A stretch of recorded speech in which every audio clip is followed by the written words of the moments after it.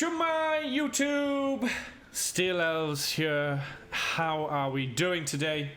We are bringing you a brand new guide. It is the Druid playthrough. Yes, indeed. If you would like to join on the journey, if you're here in Twitch right now, you can load up your character and follow along on the playthrough we're doing today. We are focusing on the lovely Druid, and what we are going to be doing today is we are going to be following the elemental tree. Good day. So this is quite a straightforward guide through normal. What really is, when it comes to the skills and the attributes, really is probably one of the easiest ones to follow, because we're not touching any shape-shifting, we're not touching any summoning. It is purely the elemental, and realistically all of the skills that we will get through in normal will be these three skills here. Firstly, Firestorm. Secondly, Molten Boulder. And then main is Fuchsia. This is an absolute beast killer. It is an amazing skill. And then we got Firestorm, which is very direct and allows the flow of fire forward. So if creatures are walking towards you, which is perfect. And then Molten Boulder, it actually does physical damage and fire damage. So this one's quite good. If you do come up against some fire immunes, you can use the Molten Boulder. If you put a few extra points in, it will have a physical damage as well. So you can end up killing the creatures even though you've only got fire-based elementals tree here. There is the cold and wind side here, but we won't be focusing on these skills until we get into the nightmare segment of the playthrough and hell's segment of the playthrough. So these are the skills we're going to be focusing on today. Now, with the stats of the character, we do start with 15 strength, so we certainly need to increase. Our main goal is to get it to 25 so that we'll be able to equip the belt that will allow us to have a full 12 slots of potion holding. Dexterity, that can more or less stay where it is. Not a big issue with having the dexterity, unless there was some equipment that we needed to switch to that needed the dexterity, we'd go there. Now the main two we're looking here are obviously vitality and energy. Mainly vitality. This is where we're going to put more sorrow points early on, and then if we find that the mana is just not getting there, we're not finding any equipment with the mana, we will be putting some energy points in as well, but not too much, because these skills do take up a bit of mana. We do have Firestorm with 4, Molten Boulder takes up 10, and then Fuchsia starts at 15, so we do need to get that mana up as well. So any items that do have plus to mana will be freaking perfect. So without further ado, let's get a rolling. So let's get our Druid going. As we always do, we drop the shield and we get the frick out of here. Now people may ask, why do you drop the shield? It's just to avoid actually getting locked into a block. You do get locked into a block animation, which slows you down. A lot of the speedrunners tend to use this to get through and get quicker, but it's a very handy one early on, because not many creatures can actually put you into hit recovery, which is, I believe, 1/12 of your total health. So if they hit you for 1/12, then they will put you into hit recovery.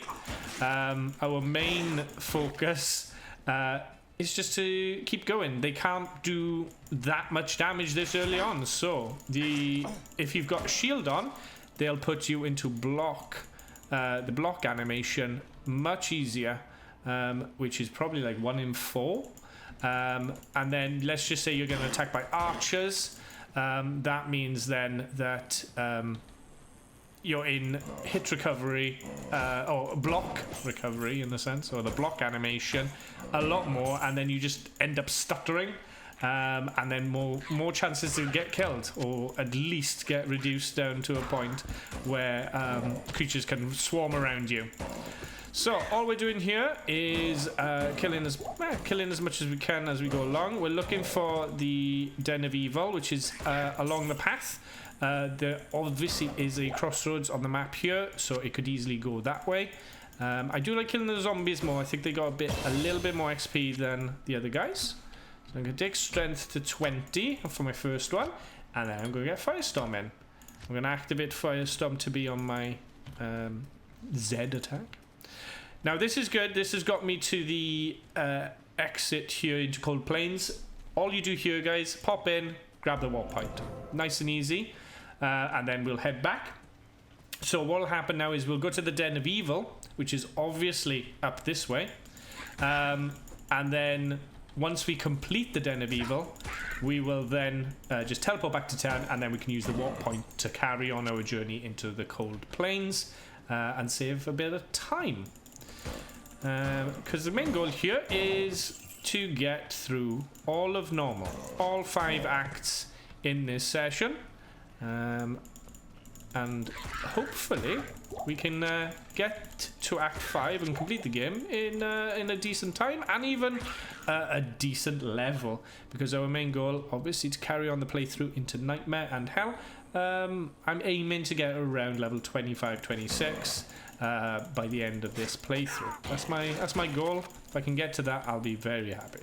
And the Druid should be quite powerful by that point, especially with the amount of points we'll get into Fuchsia. Okay, so Den of Evil, away we go. Okay, so this place you have to kill every single creature. Every single creature has to be killed. You cannot leave one. Now this only works for this area. There's no other area in the game that asks you to complete kill everything in an area. This is the only one. Okay, so here what you want to do is you want to focus on the shamans. There we go. So focus on the shamans, because they're the ones that end up re-summoning the smaller ones. So if you leave them recover, they will revive them, which obviously is bad. Okay, so every now and again it's worth switching your run off. So run, the hotkey for run is R. So if you find that you don't have any stamina potions yet, because we will be focusing on getting some stamina potions later on, we will be just press R to take yourself into walk to recover a bit, and then you can go back into it. Now I want to get some vitality. Don't need the belt quite yet. Same again, Firestorm. Alright, so we haven't used Firestorm yet, but I'll use it there just to burn him up. And there you go, he's trying to revive them. He managed to do it on one of them. So yeah, Firestorm, very, very good attack. In fact, Firestorm is one of the attacks that Diablo himself has. But the animation, I think, is a little different for Diablo compared to the Druid. Obviously, Diablo's one is way nicer. Okay, so other things you want to be focusing on when you're running through the game is obviously what items are dropping, what items are worth picking up early on, especially if you've got space. Pick up obviously a lot of items, especially in Den of Evil. Pick up what you can. Replace items like bolts and arrows. You don't really need to pick them up, but if they're the only items that you're finding, pick them up. They're worth a bit of gold. It's not a lot, but it's worth at least having them so you can actually sell when you go back to town for the first time through your portal at the end once we've killed all the creatures here. So I'm going to switch to walk here. So I'm going to just regain my stamina. As you can see, it's going up very slowly. And then put it back to run when you need to get around to these guys. So same again, we got to kill the shamans. They're the main issue. And then when they're all grouped together, we'll do some fire flames. There we go. Not finding a lot of items, I will admit. Not getting good items here. Now the devilkins, they are called devilkins at some point, but they're fallen. They as soon as they see someone die, they run away, and then they run in again. Like they're fearful, I tell you. So again, some items as we're going along. None of them are really going to be up to the scratch. 1 to 6, 1 to 4, nothing much. Daggers 1 to 4. Dagger is a fast item, so that's always a temptation. But all we're looking here is to try and get as much items as we can find, but we don't want the shields, do we? So we don't want the shield. We'll just get it for money for now. There we go. Alright, so up and around, and here's going to be the last few creatures. Down here, you're looking for corpse. Corpse fire. He's the spectral guy in this area. So there he is. So same again, use your fire for this guy. They're all together. There we go. Use the mana, why not? And there we go. Alright, so this is where I'm going to be like overburdened. So this is where you get rid of arrows. You don't want arrows, don't want the white one. We'd rather have the blue one. And then all we're doing is trying to find the last couple of creatures. This might be the last one. It is. And there's a bit of gold there, which I'll pick up. There we go. Is that all of them? And is that all of them? It is. So that is now the first quest completed. We'll get our stats up a bit more vitality. And then keep it going. Same again, Firestorm. It is such a straightforward guide for getting your druid through the elemental skill tree. You're literally building up that skill early on. Now, identifying items now sometimes will be beneficial. These are worth 80 coins. So I'll give you an example here. This is worth 62. This is worth 80. It's obviously a sell value of 40. It's half of what you buy it for. Now, when you identify, this needs to be worth more than 122, basically. Actually, no, 142. Yeah, 142, because it's 80 plus 62. So it needs to be worth more than 142 for it to have been worth identifying it. It's worth 211, so I actually made money on that. Now, it doesn't always work. This is worth 50. I need it to be worth 130 for it to be actually worth it. It's worth 93. I lost money.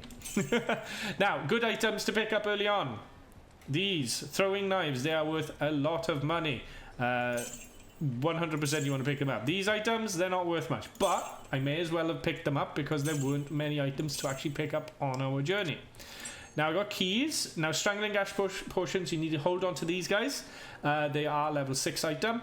A little trick with these, as you can see, the quantity here is only 19.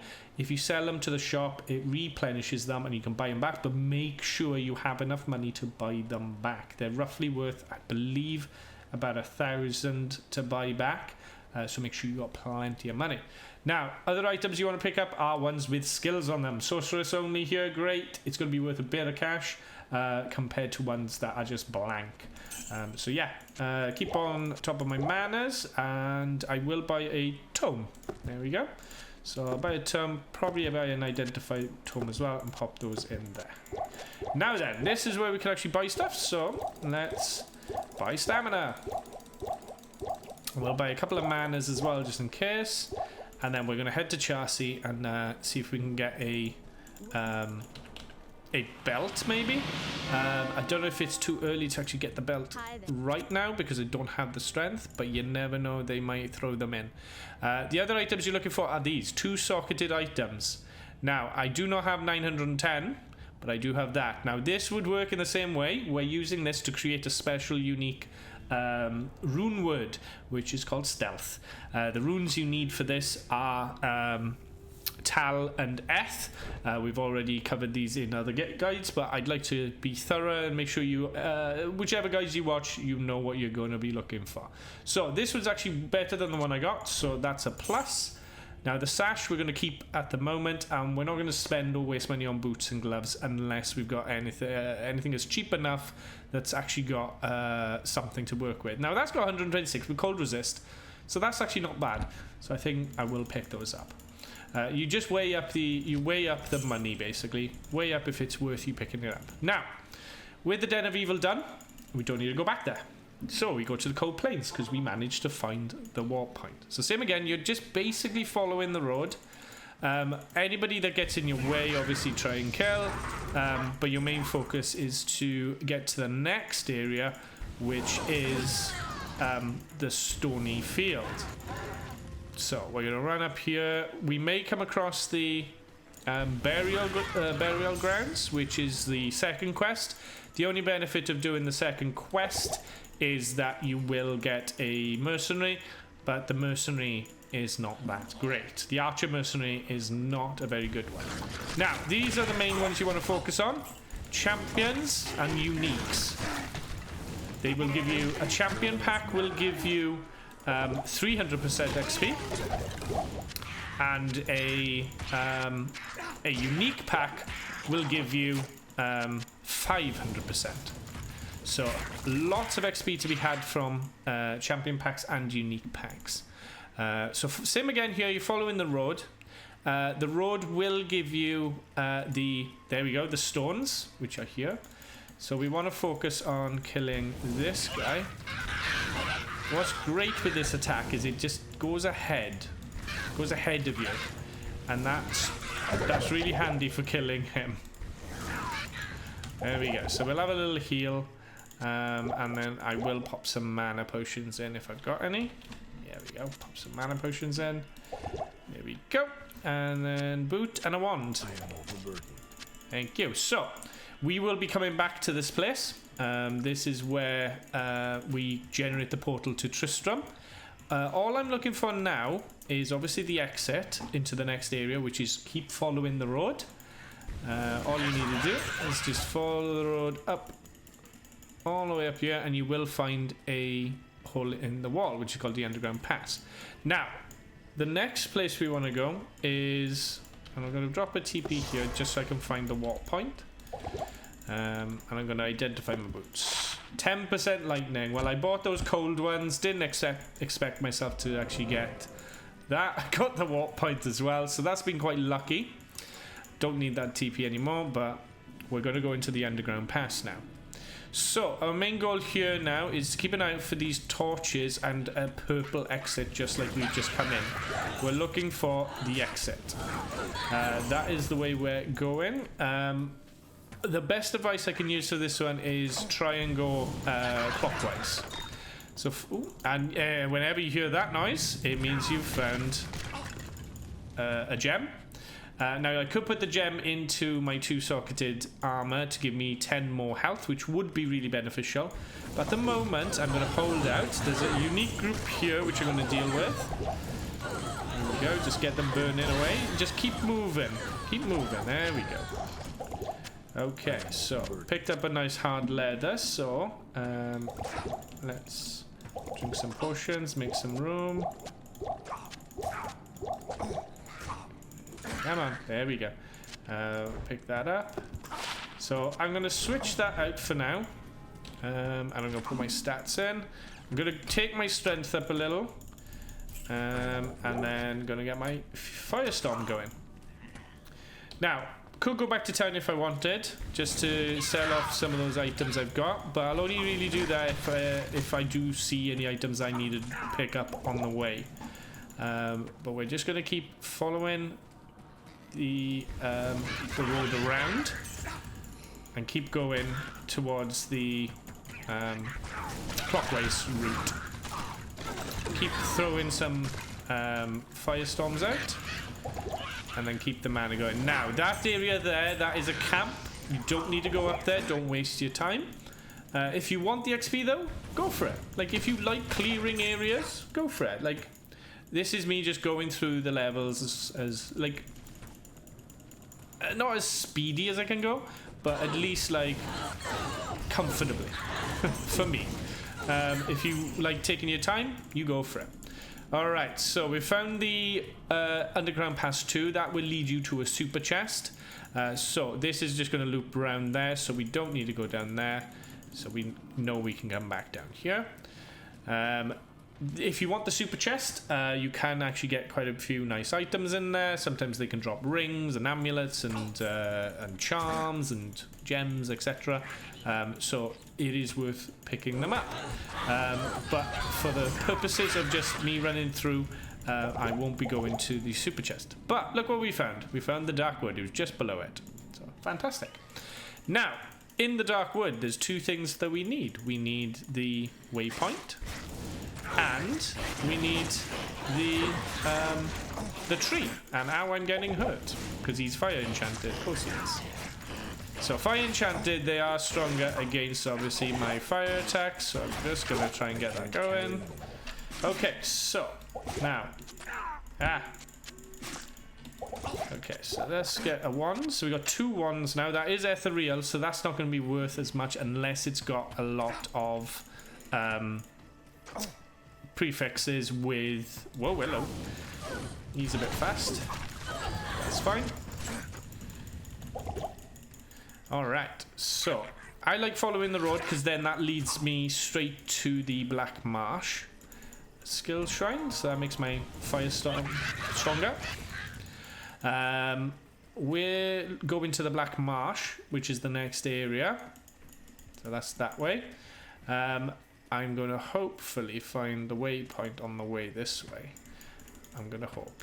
So we got an armor shrine. We've got a little fence area. As you can see, I've drunk a few stamina potions, and that will keep me going for 30 seconds of unlimited running. It's perfect for dealing with some of these. Now, Skullcap Grey can be a socketed item, which is perfect for my ruby. That has now given me a permanent, not permanent, but permanent while I wear the hat. 10 extra health, which is perfect for me. I tend to put them in hats more than I put them into armors.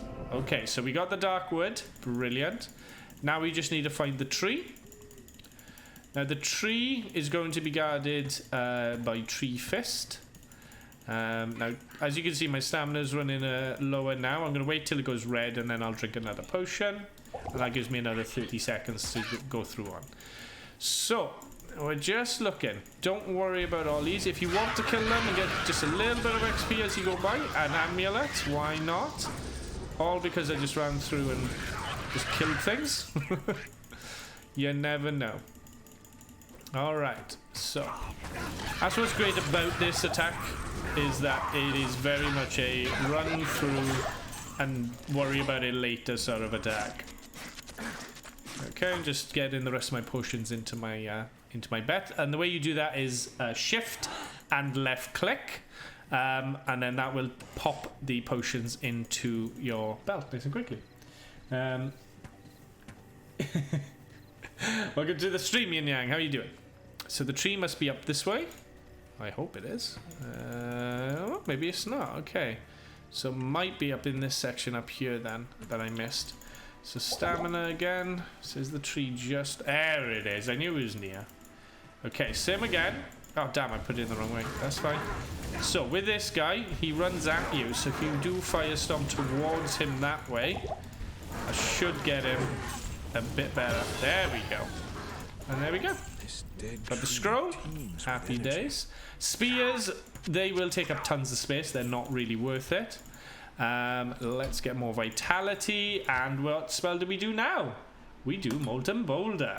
So Molten Boulder is a fun attack. So let's show you a bit of Molten Boulder. A bit sleepy, but okay. That's good. Okay, so Molten Boulder. Here we go. So Boulder will just absolutely annihilate. It does physical and fire damage. It's perfect. Boom. And it literally puts fire on the ground, which is great. Now, it does take up a lot of mana, so I would recommend using it sparingly. If you find that there's a big group of creatures and you really want to deal with them, then you could do a Molten Boulder like this. So throw it into the middle. Boom. And then they all stand in there and they all die. There we go. A bit of an explosion. But then obviously don't forget the fire... the firestorm is, you know, very effective. So next we are looking for the Countess.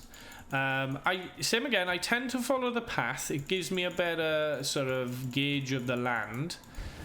Plus it gives you a chance to pick up all these lovely creatures to follow you, and then throw like a little boulder into their face. You know, there is a delay on it, but look at all that damage. Look at it all. There we go. Okay, I will go back to town in a sec. Just kill a few of those. There we go. Okay, so let's head back to town for the first time in a while. keep on rolling. Keep on rolling. Yeah, that. Now, let's speak to Akara. She identifies our scroll, telling us we can go back to the stones that we found earlier on. Okay, so once 3 grand, I'll take it. I will take it. Now, a couple of amulets. Which one is better? I need that. Okay, so we got one that is 2 to strength and 1 to 3 to life. For me, 3 to life is nicer. I don't want that. Let's. Now, I got 25 in my Strangling Gash potions. These are going to be a lifesaver when you come across creatures you can't quite deal with. Now, I'm going to keep hold of the secondary one just in case. And then with my extra money, I'm going to buy enough. So if you hold shift and right click, you will buy the full quantity of a tome, which is 20. It will fill it up to the max of 20. You can do the same key. I got 7, so if I shift and right click, it'll buy 5 to take it to 12, which is the max you can get there. Now, what I'm going to do is I'm going to need some mana, so I'm going to do the same again.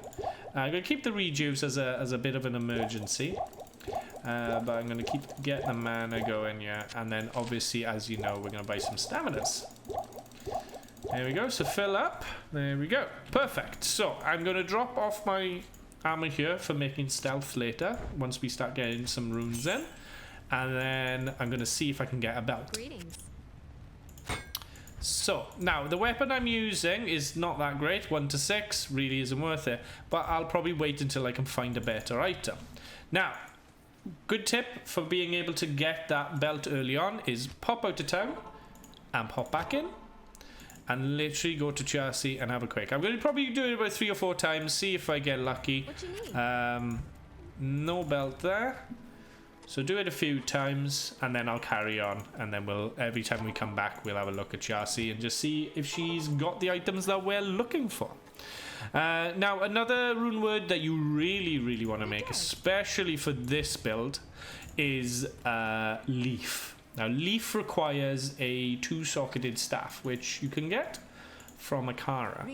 Now, Akara will sell them here, and there you go. There's one there. Now, this one is costing 4 grand. Now, you don't need to pay 4 grand. This is asking for 4 grand because Frost Nova and Firebolt is on there, but we're not a sorceress, so we don't need that. We need to make sure that we can get a 2-socketed staff, like that doesn't have skills on it. That's got 6,000, so it's more expensive. We do not want that. So we'll go in between Chelsea and Akara now because there's 2 things we want to buy.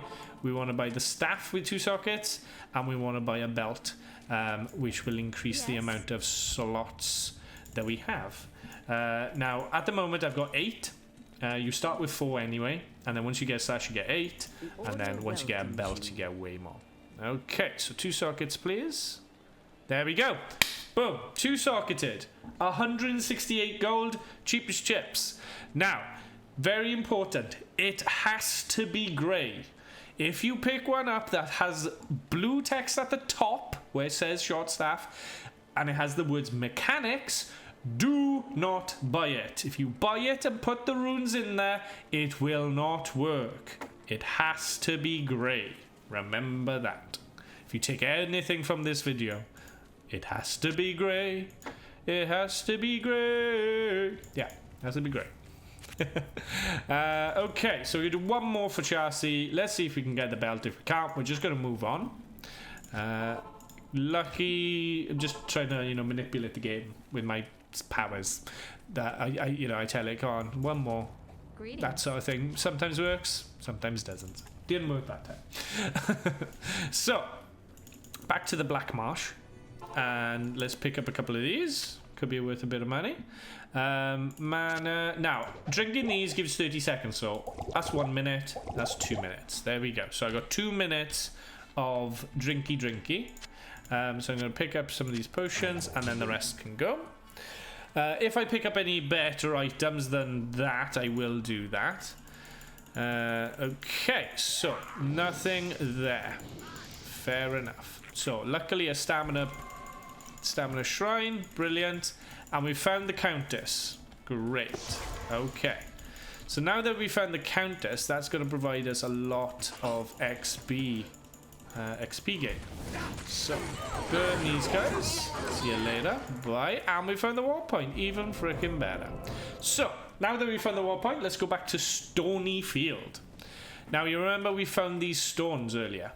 Now, these stones are important because we get to use this scroll on it. And the scroll will tell us the order that we press the buttons. So, we press 1, 1, 1. Then we press 2. Then we press 3, then we press 4, and then we press 5. Voila. And there we go. This now opens the portal to Tristram.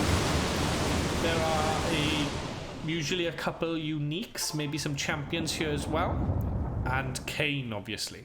Cain is the one we're going for, which is here. Release him. There's a champion, a unique group. So let's kill him. Burn, baby, burn. That's it. So is he fire enchanted? Yeah, so I don't know if it'd be better to actually use Molten Boulder on him. There we go. So he gets a bit knocked back, and there we go. So we got gloves, so let's identify them. They're better than nothing. Always say that. If it's better than nothing. If you've got nothing in the slot, put it in there. You never know. It could be the difference between you surviving and dying. And as I say that, I nearly die. And I die. Okay, so that was just me showing you guys, you know, like, what really not to do in those sort of situations. And you really wanted to focus on staying alive in that section. But, you know, that's something you just, you know, I had to show you guys that. Because, you know, it may happen to you. So, you know, it's really there to give you that benefit of like, oh, look, you know, you die. It ain't the end of the world. You just run back. It's all good. Yeah, see? We all learned something there. You know, we learned that, you know, a bit of training for you guys. That's all it really was, you know. I thought I'd throw it in there as a great example of getting overcrowded, lots of creatures try to kill you. And then you just go, oh, there we go, cool. Well, you know. Elves showed us how to deal with that, and it's great, you know, nothing happened big time, you know, it's all good. Moving on. Now, you could fight Griswold. He's not really worth it. He does give a tiny bit of XP, but I honestly don't think it's worth the time it takes to kill him. He takes a while to kill. Now, you do want to get Wurt's Leg. Wurt's Leg is used for the secret cow level. Yes, indeed. So watch now. So like I could use Molten Boulder on him. Yeah, see, look, that's how much damage that did to him. It's not massive. Little bit of damage. And it'll give a little bit of XP, but it's not awesome. See? Like Firestorm just about does a bit. And there we go, he did. Not really worth it. Not really. Okay, so now that we've done that, we can go back to town, and we've got Cain now, who can identify stuff for us for free, which is fantastic. But also we will get a ring from this lady, which gives us poison length reduced by 25%. Well, it's better than nothing. No, I'd rather have the 1100 gold, because poison length reduced is shite. You may go, why is this shite? Because poison can be fixed by going back to town and speaking to your healer, and it just, there we go, instantly done. Or you can have an antidote potion. It's just so much easier. Like, it's a wasted skill. Don't bother with it. Now then, I'm going to pop a few of these in here and then tidy these up. And what do you think I'm going to buy? That's right, I'm going to buy stamina. Of course I am. I'm a stamina whore. At least we didn't make a hardcore character. Exactly, the hardcore character. Like I said, you know, that could be a good guide. Should we try that? Let me know in chat below if you would like to see a hardcore guide through, and how hilarious it would be if I died. Now, like you said, keep an eye on Chassis just in case she does actually have the item we're looking for, which is the belt. Now we're off to the Black Mash. So we've found the the Countess. Now the Countess is over here. Now attacking wise, I'm actually doing okay. Like, watch now, like killing these guys. Like the flames kill them quickly. Like, really not a big problem. So what you could do, now this is something you can do if you wanted to. If you find that the game is actually going okay and you're doing all right, you can make the difficulty a little bit harder for you. I can smell where this tower was abandoned. You can smell it. Fair enough. Now, for me here, Fuchsia is going to be my main source of attacking, okay? So, if you notice, Fuchsia has some bonuses in green here, saying that if I have points in Firestorm, it gives me extra damage, and also Volcano. So, by putting extra points in Molten Boulder, I'm not going to benefit from that later. So, by putting more points in Firestorm, I'm increasing Fuchsia's damage. So it says 24 to 40. If I put that in there, it says 25 to 43, and I haven't even got a point in there yet. So focus on Firestorm. It is worth putting a couple of points in Molten Boulder, because if you do come up against creatures that do have fire immunities or high resistances, this is a good one because it's got the physical attack as well. Okay, so as I was saying, you can increase the player count. So if you're playing on offline, single player, you could type in players and then any number from 1 to 8. Now, I think I can cope at players 3. So let's try and do that. Let's try and take it to players 3 and see how we do against these creatures. Let's see how they die. Not bad, bit of XP. And all we're doing here is focusing our way around here, killing the unique packs. A lot more XP, hopefully, if these will die. Keeps running away from me. And there we go. I can't carry anymore. Happy days. Now, with this area, your main goal is to keep going left of your entrance there. So, as you can see there, that's our entrance. So, there we go. Still doing alright damage to these guys. Not too difficult. Happy days. So, same again. We're going to look for these guys. Drop a few flamey boys down on them. Burn them and get the XP. Just watch that XP roll in. Lovely. Lovely XP. I can't carry anymore. Lots of lovely XP. We like XP, don't we? Okay, so let's head on out. I drank the staminas when I didn't really need to drink them because I am fully stamina'd up. Now, as you can see, I'm avoiding a lot of those creatures because archers don't provide a lot of XP, and sometimes they can have some nasty experiences with their skills. Now, each area does have a unique mob. You may want to go and fight them and find them. There they are. So sometimes they can be deadly, so you got to be careful like that. Just try and move. They are extra fast, but that's fine. Just getting the flames out to them. That's fine. There we go. There we go. That's great. Literally just get the attacks out on them. There's a couple in there, which is good. And then just, yeah, literally just get mana out on them. And look at that. Leveled up again. Amazing. Amazing. But that's because we're on players 3. We're on players 3. It's causing us a lot more XP to be got. If you find it's too difficult, lower it back down. Go to players 1 again. If you go into the odd numbers, which is obviously 3, 5, 7 and 9, 3, 5, 7, they will actually increase your chances of dropping items. Now, the odd numbers don't. So, if you go to 2, 4, 6 and 8, they only increase the XP that you end up getting. Obviously, XP is great, but do you really want to make the creatures harder? Because that's what happens, is their health gets increased and their damage gets increased. So by doing that, you are making it harder for you. Thank you very much for the follow. Much appreciated. So the main focus you're looking at is to get either items and XP, or you're looking at purely XP.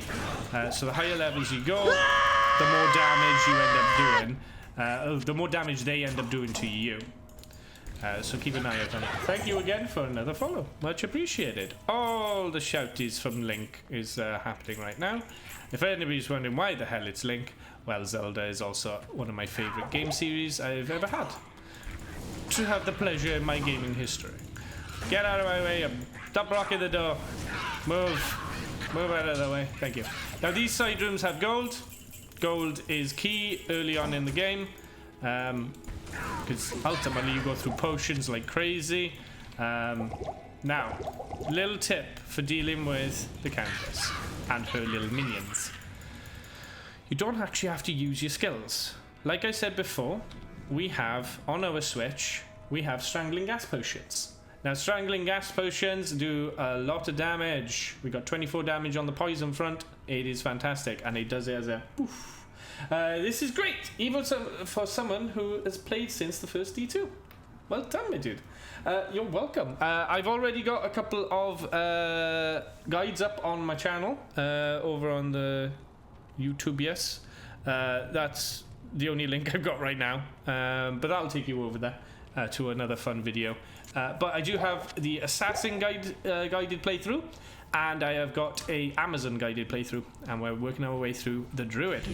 So now, how do we do this? Well, we switch to Strangling Gas, and we just throw some potions down. We literally run around and then throw some potions down. Let them run through it like that. Put them in front of you and let them run. It literally makes your life so much easier. You don't lose any health. They get poisoned, they die, and we're all happy in the end. Now, the Countess does do quite a bit of damage early on. She is played at level 3, which is not ideal. I should switch the players down to players 1, because the Countess, you should not kill the Countess at anything higher than players 1, because it ruins her runes. And there we go. We have actually got an amazing drop. We've got a Ral rune and a Tal rune. Absolute perfect. I couldn't have asked for 2 better runes. I need the Ral rune to create my staff, and I need my Tal rune to complete my armor, which is stealth. Once again, thank you. Currently I play hardcore on Elemental Druid. Nice. Now I have asked in chat below, YouTube or on Twitch, whether I should do a hardcore playthrough to help people get through. Now, obviously, if I played it now, I would have died and I would have been out, because I died sillily because I was showing people how to do stuff. I was showing people how to die. You know, the right way to die. But yes, hardcore, you play this game completely differently in hardcore. The style of play is completely different.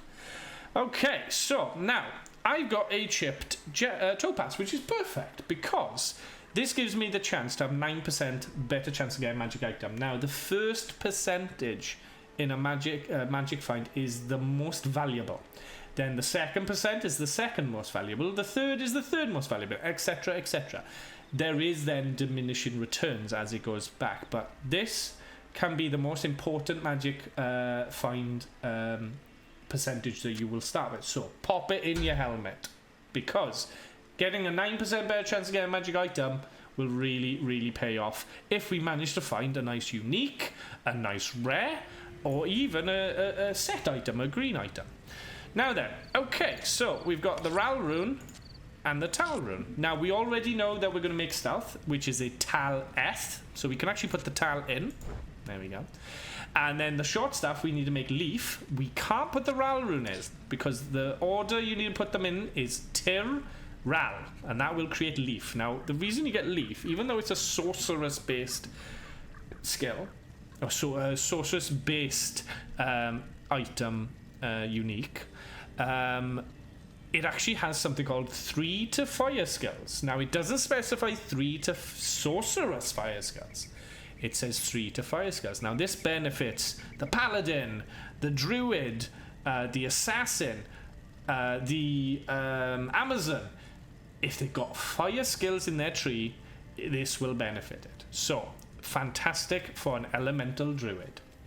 Alright, so we're on players 1, but we are going to go to players 3, and we're going to do a couple more runs of the countess, because we want some better runes. Now, we've got plenty of potions, so that's fine. I'm going to get rid of one of these, get rid of that one, a bit of cash, because I have 2. So there we go, quantity down to 13. I just don't I could sell get that it. one and I'll buy it back. There we go, 825 it costs, 825. Welcome, Sly, how are you doing? Working on the bike. Very nice, dude. Very nice. Okay, so let's drop off the wood's leg. There we go, for later. Put it in there for later. Then we're going to get a couple of my ton portals. I like keeping stocked up, but that's my OCD. Now, we've got the warp point, which is great. We've got Black Marsh, which is perfect. We know where the Countess is. Because we're playing single player, maps do not reset unless you go into the different difficulty. If you move from normal to nightmare, nightmare to hell, hell to normal, etc, etc, you will reset your maps then. If you're playing your character online, every map will change every time you log in. So be aware of that you won't be able to... You'll be like, hey, Elves, you lied to me. You said I could do players. You can't. You can only do players in single player. So there you go, player 3. So what that does, it basically makes the game think that there are 3 people currently playing. So when you're online, you can have 3 people playing with you, and then that will give you the XP and the difficulty of playing like this. So play online, play offline, whatever suits you best. But what's so great about playing single player is that the maps do not change unless you switch difficulties. And it doesn't mean ow, ow, ow, ow, ow, ow. You hurt me, why do you hurt me so? Now, what happens there is there's one there called the Ghostly. Now, the Ghostly is a knobhead. He's the one that has cold, and I don't like him.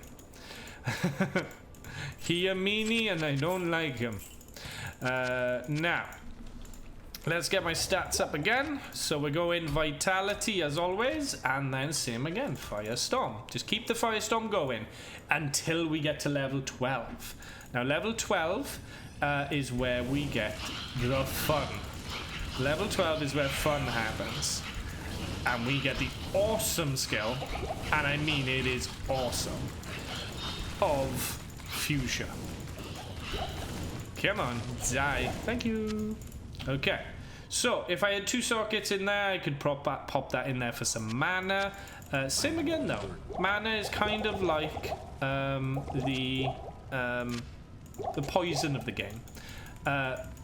You don't have to have a lot of points in mana and get your energy up. Focus on health more, because health is what's going to keep you alive. Mana will not keep you alive. Well, it technically will, because the more mana you have, the more you can attack. So the more you can attack, the more you can defend. Yeah, good offense is a good defense. Breathe. Ow! Ah! Okay, so just get the guide of that. But as you can see, by putting it onto players 3, my XP is going up exponentially. It is massive. Been a long day, been working on the bike since 10 a.m. Wow, hey dude, if you've been enjoying it, that's all that matters. Clearly changed, I had a bit. Love the sound effects for the fire spat. It's cool, isn't it? It's a nice, cool, like, swirl. I like it. It's a cool attack. So we're moving on to the next area here. Probably gonna end up leveling up if there's a unique around here. Nope. Okay, so he's somewhere else. Now, like I said, each floor in the counters has a unique. Sometimes it even has 2 uniques. And there we go, leveled up again. It's just like it wants me to level up. Okay, keep the points coming in, and same again, Firestorm. And why do we put in Firestorm, everybody? That's correct! We put it in there because it actually benefits Fuchsia later on, unlike Molten Boulder, which does not affect it. So, why put it into something that's not going to benefit the skill you're going to use later on? As I said, with this build, it's probably the easiest to follow. When it comes to actually doing skills, it is one of the easiest because all you're doing from start to finish is these 3 skills. That one's your main one for a long time, then it's Fuchsia, and once you've filled out Fuchsia, you go back to Firestorm, and if you feel that you need it, pop a few into Molten Boulder. If you're going for a slightly different build and you want to do a little bit of hybrid, go for it. But honestly, Elemental is where you want to stick with for your first playthrough of normal, because it tends to be the easiest for the Druid. Now, with it, you could go with a bit of summoning. So you could have some ravens to blind some creatures, and then you get some wolves, and then go into Dire Wolf, which is really nice character. When you get to 30, you can get a nice grizzly bear. Frickin' one of the best companions you can have in this game. You can have your Oak Sage to increase your max life, or you could go with a Heart of Wolverine to increase your damage and attack rating. These are like aura based. Yes, D4. Yes, D4 has just released some of the sound audios that they've been creating, and it's really cool. I would recommend people to go and check that out, because there's a skill in there which is a fire skill, and it looks freaking amazing. Okay, these guys are just standing here, which is kind of great and kind of bad at the same time, because they are they are standing in the fire, which that fire hurts. That fire really does hurt. Okay, so you may be going, well, look, it's just you and the Countess now. It is, but the Countess is still an absolute bitch. So, switch to your poison and make her run through the poison. Because as you understand, she's fire enchanted. So what happens when someone's fire enchanted? Well, when someone's fire enchanted, they are more resistant to fire. And what skills do we use? Fire! So, why not switch it up and go poison, baby? And say goodnight. Oh, another Tal Rune. Okay, and an amulet. I'll take it. Alright. Save and exit. Let's go, let's go, let's go. Crack the eyes out. I like the sounds of the ravens. Ravens are basically, they hit so many times and then they die. And then you replace them. Their main benefit is to blind creatures. To be honest, they're not worth it in the long term. They're handy for the initial game, maybe, as you go through, but you really want to focus on getting your a wolf, or getting to the Dire Wolf. The Dire Wolf is fantastic, and then obviously the Grizzly at 30. Rizalka, welcome. I'm working. Hope you'll be able to tune in later. Thank you very much for the lucky luck. 5 to energy now. So I have 3 to life, or I can have 5 to energy, which will give me extra 10 mana. So extra 10 mana, that's better than 3 health. Thank you. Now I'm going to keep some of the potions. Not potions, the chip gems, just in case. Another Tal Rune if I need it. Now Tal Rune can also give me poison resist if I really wanted it, but not really. The next rune I need to get is a Tir Rune. Greetings. That's the one I'm looking for next. And I want a belt, so I really want to switch this up and get a belt. Let's switch and let's see if we can get that. Damn it! I went to Storyfield. Let's get that belt, please. Okay. So we're going to go back to the Countess again. I'm going to see if we can get a Tir Rune. It's really not giving me the belt, is it? Does not want to give me the belt. So, drop the cash off. There we go. And let's go for another round in hell. Feels weird using the K60 keyboard again. Got to swap a switch out for another one for enter the keys are always on, so I end up typing one letter. Oh man. Welcome back, Millie. Welcome. Okay, so back into the Countess. We are playing players 3, so we're going to make it three times difficult or whatever. This does mean obviously that we get more XP, but the creatures are tougher, so we just got to be careful that we don't end up hurting ourselves too much. That's fine. I'd rather... Oh, okay, so they've trapped me now. I've got to hope I can get out of it. Just about got out of that one. Just about got out of trouble. That's fine. And there we go. Oh, massive XP. Absolute massive XP. Same again. Firestorm. And then health. Health. So I hope you managed to get all the things you needed, Millie, from the store. Alright, so same again.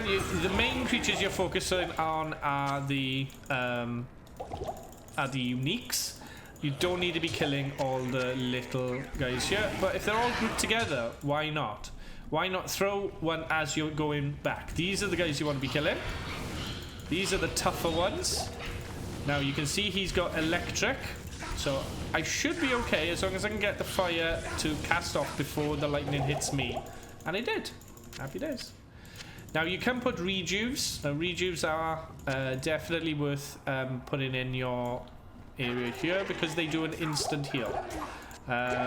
So an instant heal basically heals you 35% of your mana and your health. So it's really good. Yes, and I bought a cactus. You bought a cactus. Well done. What size cactus did you get? A long debate of the cactus, but yes.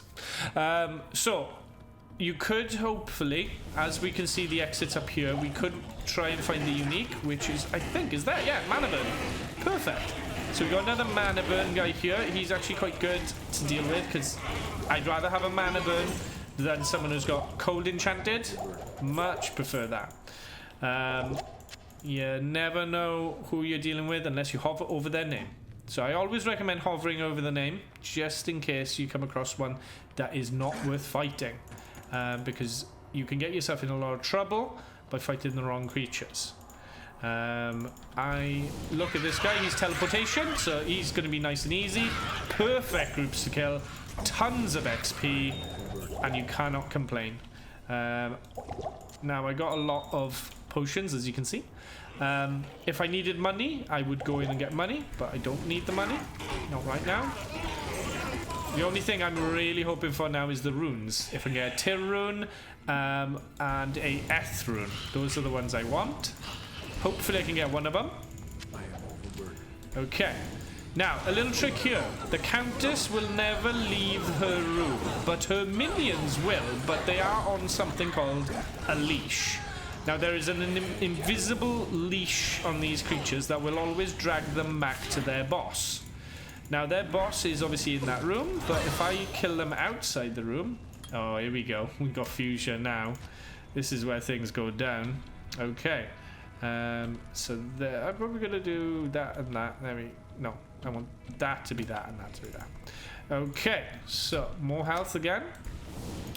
But let's have a look at Fuchsia. So, same again. Fuchsia is basically putting down on the ground. Make her run across it like that. She burns. I could use, like I said, could just use my... I'd rather show Fuchsia off. There you go. Really? You're just giving me tolerance now. You're being mean. Stop giving me tolerance. I don't know what the cactus from Final Fantasy is, Ian. I was never into Final Fantasy. It's a tiny cactus. It's the teeny cactus. Nice. So, I'm going to do this a few times. Level-wise, we're level 12. You could probably go until you're about level 13, 14 in the countess. But all you need to do is increase the player's difficulty if you're finding it way too easy. I'm going to drop off the gems, so I got a bit more space. Got another Tal rune. Don't really need it. Potion. I'll just top that up there, and then pop the ruby there. Same again. Could end up getting a two-socketed armor, but faster hit recovery will do. I'm going to get some staminas now, and then we're going to go back and fight the countess again. No, I do not want to reset my skills yet. Hold on to that. We won't be doing that until at least Nightmare.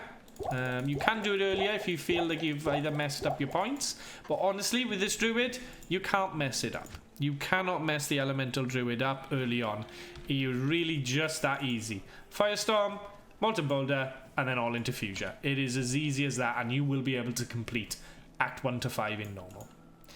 Alright, so let's try again. Give me at least an Eth rune, or give me at least a Tyr rune, and then I'm just hoping then that I'm going to get something better. There we go. Nice and easier. Fuchsia, now, the only thing with Fuchsia is it is going to be a bit of a mana drain. Now, to activate Fuchsia, it costs 15 mana. I have 52, so that means I can do it 3 times before I need to drink a mana potion. But if I can place these well, you literally place it so they run into it. And there we go. It's as easy as that. And just keep everything stocked up and you will be good. As you can see, the map is perfect. We always see it because we've found it and we are playing on single player or offline. So yeah, know the maps, get to know the maps, find the areas you want to be. Ooh. So they're going to run after me now, so they're going to run through the fire. Perfect, nice and easy. You will gain XP even if the creatures aren't near you, because they will die, and then they will die within an area of you, which allows you then to get their XP. I think it's 2 screens worth. So as long as you're within 2 screens worth, you will gain the XP from the creatures that are dying in that area. So this also helps when you're fighting, when you're playing with other people, because they will kill things certainly near you. But our main thing here is Countess, Countess, Countess. We just want to kill the Countess many a time. And there we go. So in we go here. Try and get in. There we go. Well, blood will boil, blah blah blah blah blah. Blood will boil, blah blah blah. Blah blah blah. Blood will boil, blah blah blah. Blood will boil, blah blah blah blah blah. You're dead. Okay, she got me rubbish, basically. She got me rubbish. Talon and Ith, but heavy gloves. Let's have a look at those. Not bad. Not bad. Chance to, what do you call it? Charge board. Yeah, they're alright. A bit of cash, and then if I do 2 of those, and I'll pick up the axe, and then we'll sell that axe later. I don't know why I went back down, but I will. Look, even I'm not perfect. So, yes. Let's get in here, and there we go, 2 grand. 2 grand. 2 grand. Perfect. 25 of those, so we're good with that. And then all we're doing now is getting a few extra staminas ready for our next run. There we go. And hopefully I can buy a belt from Chastity. That's what we're hoping for. I can't believe I got 3 talons in this run. Unbelievable. Good to see you. Still no belt. So save and exit. And back in we go. Now, I said obviously I was level 12. You could go to level 14 Countess wise. I could put the difficulty up a bit. I think I might try 5. So we're going to see how we do on players 5. That's one thing I've not been following is lowering the player count when I get to the Countess. Now, when you kill the Countess, she should be on players 1. I haven't been doing that, so I am getting worse runes. Or I'm getting worse rune drops at least. So we're going to be playing on players 5 now, so the creatures are even harder. But look, that's not hard. They are getting wiped out. Absolutely wiped out. No chance against me. No freaking chance. So, look at the XP though. Look at that XP just jump. Look at it fly. It's free like a bird. And they just keep dying. It's amazing. It really is just amazing. Now, we got another ghost pack, which is amazing. Absolutely amazing. Absolutely lovely. Just keep dying. Keep dying for me.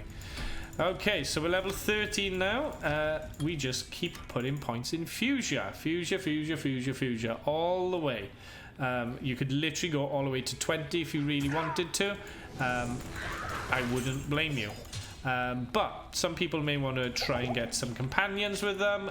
I wouldn't blame you. I wouldn't blame you. Because ultimately, having a little companion is a way of distracting creatures away from you. If you feel that you're struggling getting through areas, at least they can distract so you can run around them. There's lots of little tactics you can go with having like companions with you. So we're just gonna run through. We're gonna try and get to the Countess, and we're gonna switch down to. Actually, not yet. We're gonna kill the creatures in this room first. There they are. And literally, that's how easy it is. It really is just too fucking easy. Because everything, it just dies so easily. Now, a Grand Charm, that is worth picking up. You never know, could have something good on it. 20, you know, some more gold. It ain't really worth it. But you've got to weigh up what's 20% of 10 coins. You know, is it really worth it? Probably not. Your blood will boil, so will yours, so will everybody else's, so will everybody else die. I gotta make sure. Players 1. I gotta kill her on players 1. Did I even type in players 1? I don't know. There you go, players 1. Yeah, I did set it to players 1. There we go. There you go. And now she dead. So, you've now given me the hardest rune to get. Bloody hell. She's really not giving me anything. Really not giving me anything. She being mean today. So, now, you could just keep going with this. Especially with the Countess. If you're going for the runes, you can actually go all the way up to a higher level. Why not? Because it's just going to make the game easier for you in the long run. Ultimately, what you're hoping for is to get the runes you really want. If you're in the Countess and you're already like level 15, why not? Why not? Why the hell not? Because ultimately, all you're doing is making it easier for when you then get to Act 2, when you get to Andariel, etc., Duriel. You're just making the game easier for you. Because the higher level you are, getting to those areas, you're going to rush through it so much quicker, especially at Players 1 when you get there. Now, I'm really hoping I can get this goddamn belt. No, it really doesn't want to give me the belt. It really doesn't want to give me the belt. So that's fine, that's fine. We're going to take it to players 5 again. There we go, set to players 5. You know it's set is when it actually writes text players set 2. You know it's actually taken effect when it's done that, because sometimes you'll mistype it and it won't work. I'd be like, hey, Elves, you told me it'd work. And I'd be like, yeah, did it come up with a message saying players set 2? And you'd be like, no, it didn't. Then it didn't work. That's not my fault. Stop blaming me. Okay. So, same again, we're going through on players 5, get the difficulty up, get the kills in, all happy days. I hear the gem, it's only an amethyst, it ain't worth it. It ain't worth it, man, it ain't worth it. So, through the levels, hopefully you get some ghost pack again. Ghost packs are good, they got good XP. Leveled up again, perfect, absolutely perfect. Make sure you kill the minions as well. There we go. We're literally going Vitality and Fuchsia. Vitality, Fuchsia. Vitality, Fuchsia. Everybody now. Vitality, Fuchsia. Vitality, Fuchsia. Everybody. Say. That's how it works. It's a chant. You know how it works. So, as you can see, the Druid has got his own struggles when it comes to like its speed. He's not the fastest character, I will admit. He just ain't the fastest, okay? He a bit of a slowpoke, but he can really become quite powerful, especially when you got Fuchsia, especially when you got Whirlwind and you got Tornado. He is a force to be reckoned with, and he becomes a really powerful character. It's just getting him to these difficulties. That's the trouble. Loving his slide. Okay, try and get. Damn it! I tried to get into the room, but it won't let me in. Come on, what's that? There we go. Let me in. There we go. Okay, so same again. We're literally just doing it so she runs around. There we go. Just run into me. That's perfect. There we go. You'll be dead now. Hey, we got it. We got the Till rune. Happy days. We got an Ith rune. So the only thing we're looking for now is an Ith rune. That's kind of lucky because I didn't switch the player count off. So I'm still on players 5, but I got the rune I needed, which is the Till rune. I'm level 14, so technically at this point we should be leaving the Countess.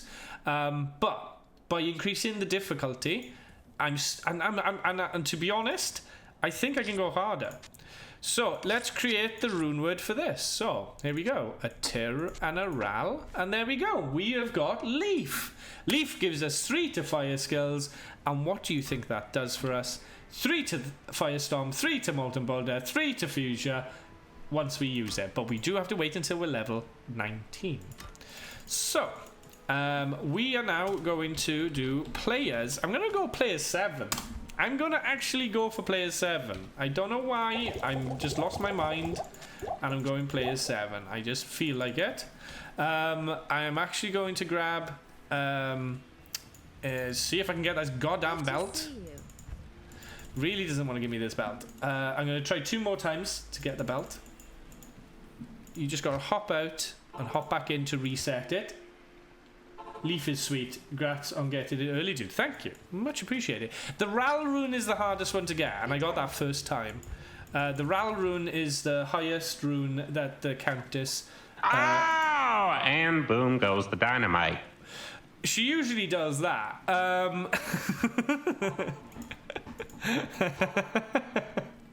Thank you, Millie. That's exactly what the Countess does when she drops her Ral rune. She goes, ow! Boom goes the dynamite. Okay. So, let's... come on, give me the belt. Yeah, so she just doesn't want to give it to me today. Doesn't want to give it. Now, I want to make sure I did do player 7. I did, yeah. So it doesn't matter how many times you type it, it will confirm. It doesn't like reset if you put it to something else. So if you say player 7, then player 7 again, it doesn't take it down to 1, etc. So let's see how we do with player 7. Let's see. Okay, so those creatures are dying quickly, which is great. Absolute wipeout. Cool. It's the uniques I want to be concerned about. Okay, let's keep an eye. Oh, here we go. Okay, so here we go. Unique boys. Wiped out. Just absolutely wiped out. Just wiped out. Amazing. That's how powerful Fuchsia is. I'm playing this on player 7. Come on, ghosts. Look at that. Just absolute wipeout. Absolute wipeout and a level up. Just amazing, okay? And that is literally level 4. Level 4 Fuchsia. No tasty for you. Not tasty. Not tasty.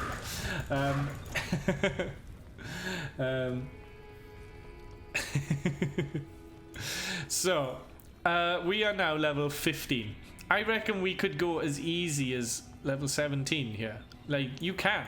By making the difficulty harder, you can. But what this will do will allow me to get through the later level. Look at that. Just absolute, just carnage. Just absolute carnage. And that's it. They're just burning as I'm dropping it, leaving them run to me, and then we're good to go. Look at that. Just absolute terror. Like they just can't compete against me. Not enough mana. But not enough mana is a thing. Not enough bloody mana. We need the manas. I got plenty of it. Just need to drink the stuff. Identify that. We'll burn here. What we got? Damage reduced by 1. Nah, I like the energy actually. Okay, so I need to now take players down to 1. So when I fight the Countess, I am benefiting from her better drops. Now these guys will die quick. Countess will just die in a second. Come on. Come on. There we go. Unless she's on 7 right now, which is weird. I don't know why she'd be on 7. I put her on 1. And there we go. We got it. The Tal and the S. We actually got the Tal again. And a duel. And there we go. We are good to go now, people. We can just go back to town. I will continue through the game, I think, on players 7. We're gonna see how we fare on players 7. But now we got that Ethrun, we can pop the Ethrun in with the Tal, and there we go. We've got stealth. We've got both of them. We have got stealth and we've got leaf. Perfect. So level 17 we wear stealth, and at level 19 we wear leaf.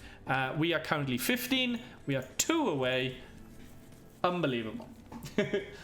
I need mana. I know, I need lots of mana. I need a bloody belt. That's what I need.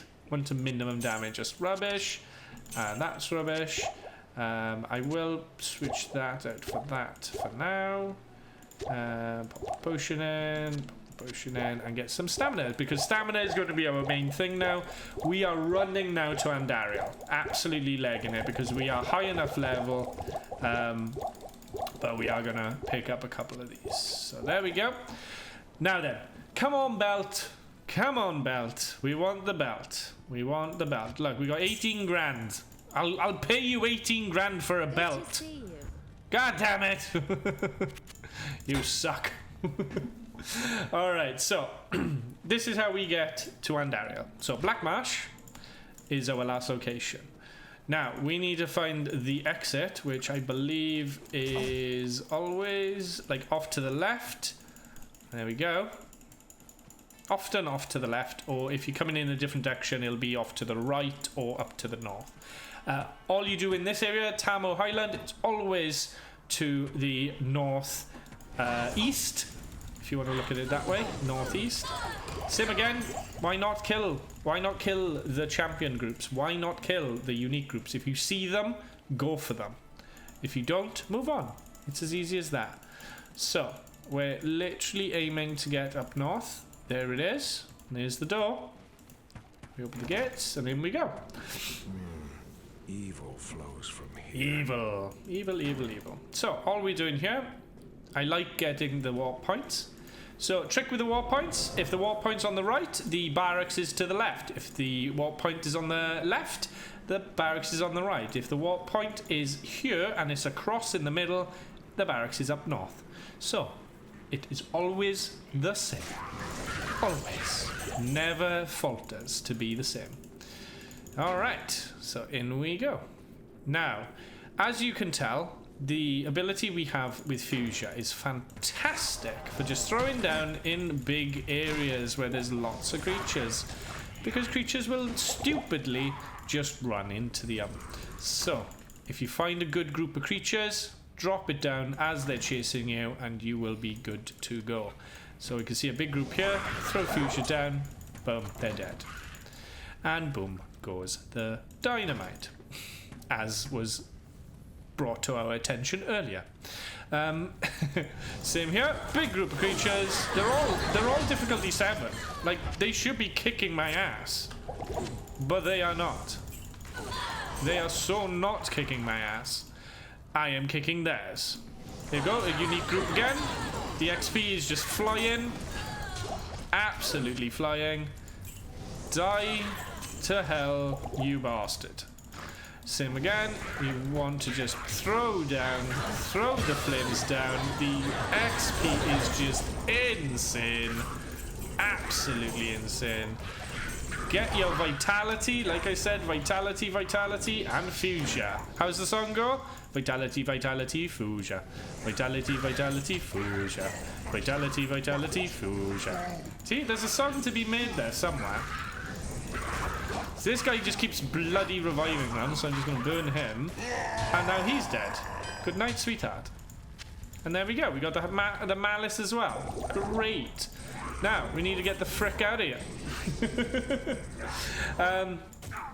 Alright, so I went players 3 and my bow lady got murdered. I've been leveling her up really well. Damn it. Don't worry though.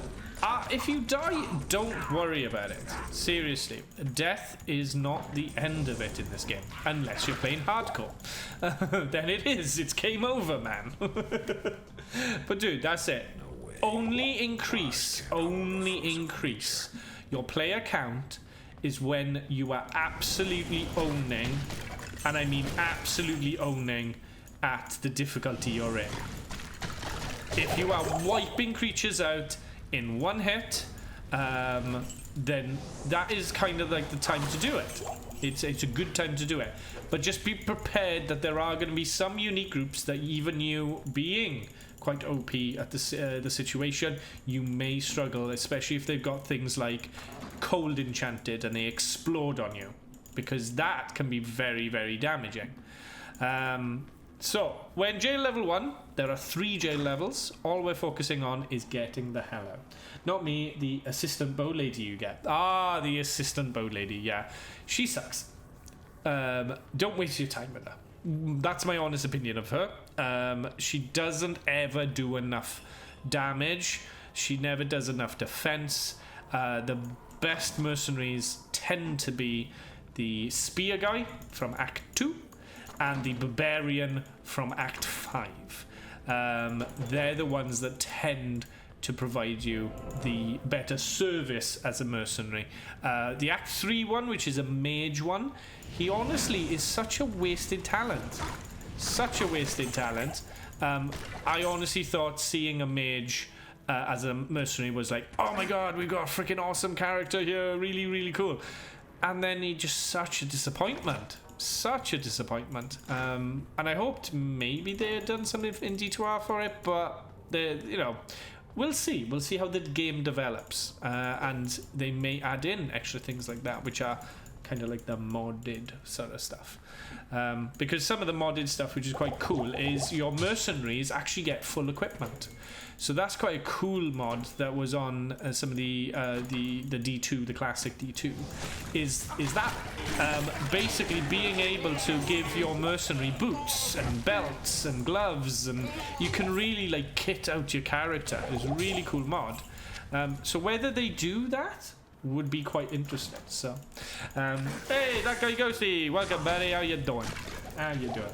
I heard the words wasted talent and I resonated with me. Oh, not at all. How did your Rocket League tournament go, my friend? I hope you enjoyed it. Oh god, hello guys. How you doing? How you doing? Welcome, welcome. How you doing? How you doing? How you doing? See you later. Bye. Don't need to deal with you. See you later. Bye. Got a new red bow. It has 8 stats on it. Okay. Now, I'm glad you brought something like that up. A bow that has 8 statistics on it doesn't necessarily mean it's better, because those 8 statistics may only have 2 good statistics in it. So when you're reading the stats, do not consider quantity of stats over quality of stats. It is so important, because literally you could have a weapon that has 8 prefixes on it, and then you could have another one which has 1, and that 1 is just 10 times better than having 8. Really consider what benefits they have, and do they actually make you do more damage? Do they make you survive longer? There's lots of things that need to be considered in that. So yeah, definitely. But if you found an 8 prefixed item and all of them are exactly what you need for your build, then well done, dude. Well done. You found a good one, and you'll probably end up holding that item for a very, very long time until you're in kind of like Nightmare in Hell and going for the next level of items, which is you're looking for items that give you +2 skills. That is when the game elevates to a new level of playthrough, because you then start entering the mid game, and then you then go through then into end game, where you're literally looking for perfection. And perfection takes forever. And when I say forever, I mean could be years until you find the item that you're looking for. But when you do, it feels good. Okay, so I like killing Bo Nash, just because he's a bit of XP. He's a bit of a pain in the ass as well. It'd be nice to actually just get rid of him. Come on, there we go. Nice, nearly XP'd up. Lost in the finals in a diamond tourney. You all, oh wow! Congrats on getting into the final, man. Well done. Alright, so same with this, you want to go clockwise. So I'm going to start up the top here, and we're going to go clockwise around the map. So Catacombs level 1, we're going to go clockwise. Try not to bloody die and get trapped in doorways and level up. Fusion! So if anybody's following along, guys, your health should be... This is the one thing with the Druid. I've put so many points into life, and I still only have 200 health. This is because he doesn't have a lot of points from getting vitality and energy and things like that. He is not the best character for that. Some of the best characters for it are the Barbarian. The Barbarian is the best for health. The Barbarian has, every time you put 1 point into vitality, you will get a total of 4 health every time, which is massive amounts of health, where the Druid, I believe, only gets 2. He gets 2 health every point, which, as you can tell, is not good. I have put 95 points into vitality, and I still don't have above 300. But alas, we digress and we kill, because we are here to kill, and we're here to kill these guys dead. And hopefully, nearly, I am level 17, so I can wear stealth. So I'm just gonna kill this guy. If he bloody will die, come on. There we go, you're dead. Thank you. Okay, so let's get the heals on there, and let's move on to the next area. Let me through. And if you've noticed, guys, I have not changed my weapon. I have not changed my weapon at all, because I don't need to. I'm not using my weapon, so why would I need to change it? All I'm benefiting from here is my spells. My spells are my damage. So as long as I've got mana, as long as I've got my spells active, I will be doing my damage. So if I can find an item that gives me something like extra to fire damage or something like that, then yeah, maybe we could go down that route, and that'll give me a little bit more fire damage. But overall, all I'm focusing on is my spells. So if I can find an item that gives me plus to skills, which won't generally happen until end of normal, maybe nightmare, that's what we're focusing on. So I'm just gonna, I want to kill these guys just so I can level up so much quicker. That's what we're going for. Definitely better than what I had. I'm not blown away by a wall of text. Good, because a lot of people do think that. They literally come into the game going, well, my item has got 8 stats on it, that must mean it's better. No, literally you can find items in this game that are classed as low end, which are rare items, and then you put it up against a unique item and it doesn't compare, and you literally end up keeping the yellow item. Come on, burn, baby. It's because he's not moving. There we go. Cool. All right. So in this one, we are looking to get the warp point. Okay. So we found the exit, but we don't need the exit. We want the warp point. Now, the only reason you want the warp point is that you can do some Andariel runs.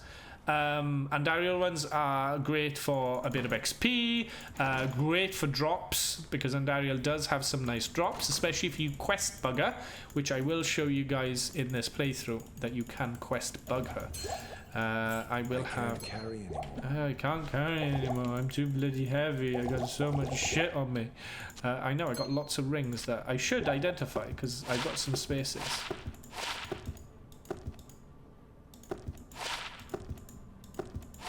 Okay, an amulet with gold. Nah, thank you. Poison length reduced. Nah. Maximum damage. Nah. Stamina. Yeah, I guess so. Just for now. They're not really worth it. Okay, so we're looking for the warp point. So it's not, I can't see it being down there. So it's probably going to be up and around here. Anything there? Nope. Through here. Maybe at the end of the room. Okay. Nope. Absolute dead end there. That's not ideal at all. Don't have any stamina, so we gotta go down. Go. Okay. It's a weird one. It is really a weird one. And there it is, found it. Okay, so what I do here is go back to town. And then we use the portal over there. How did you get your mini-map to be like that, dude? Nice and easy. All you need to do is go into options. You go into gameplay. Then you come down and you come into auto map. And then you go into auto map and you put it as mini-map left. And that's it. Nice and easy. Hello. It's perfect. Okay, get rid of that, get rid of that, get rid of that. I don't want that because that's crap. I'd rather have the money. I'd really honestly rather have the money. Now there we go. I got a charm that's actually kind of good. And then stamina.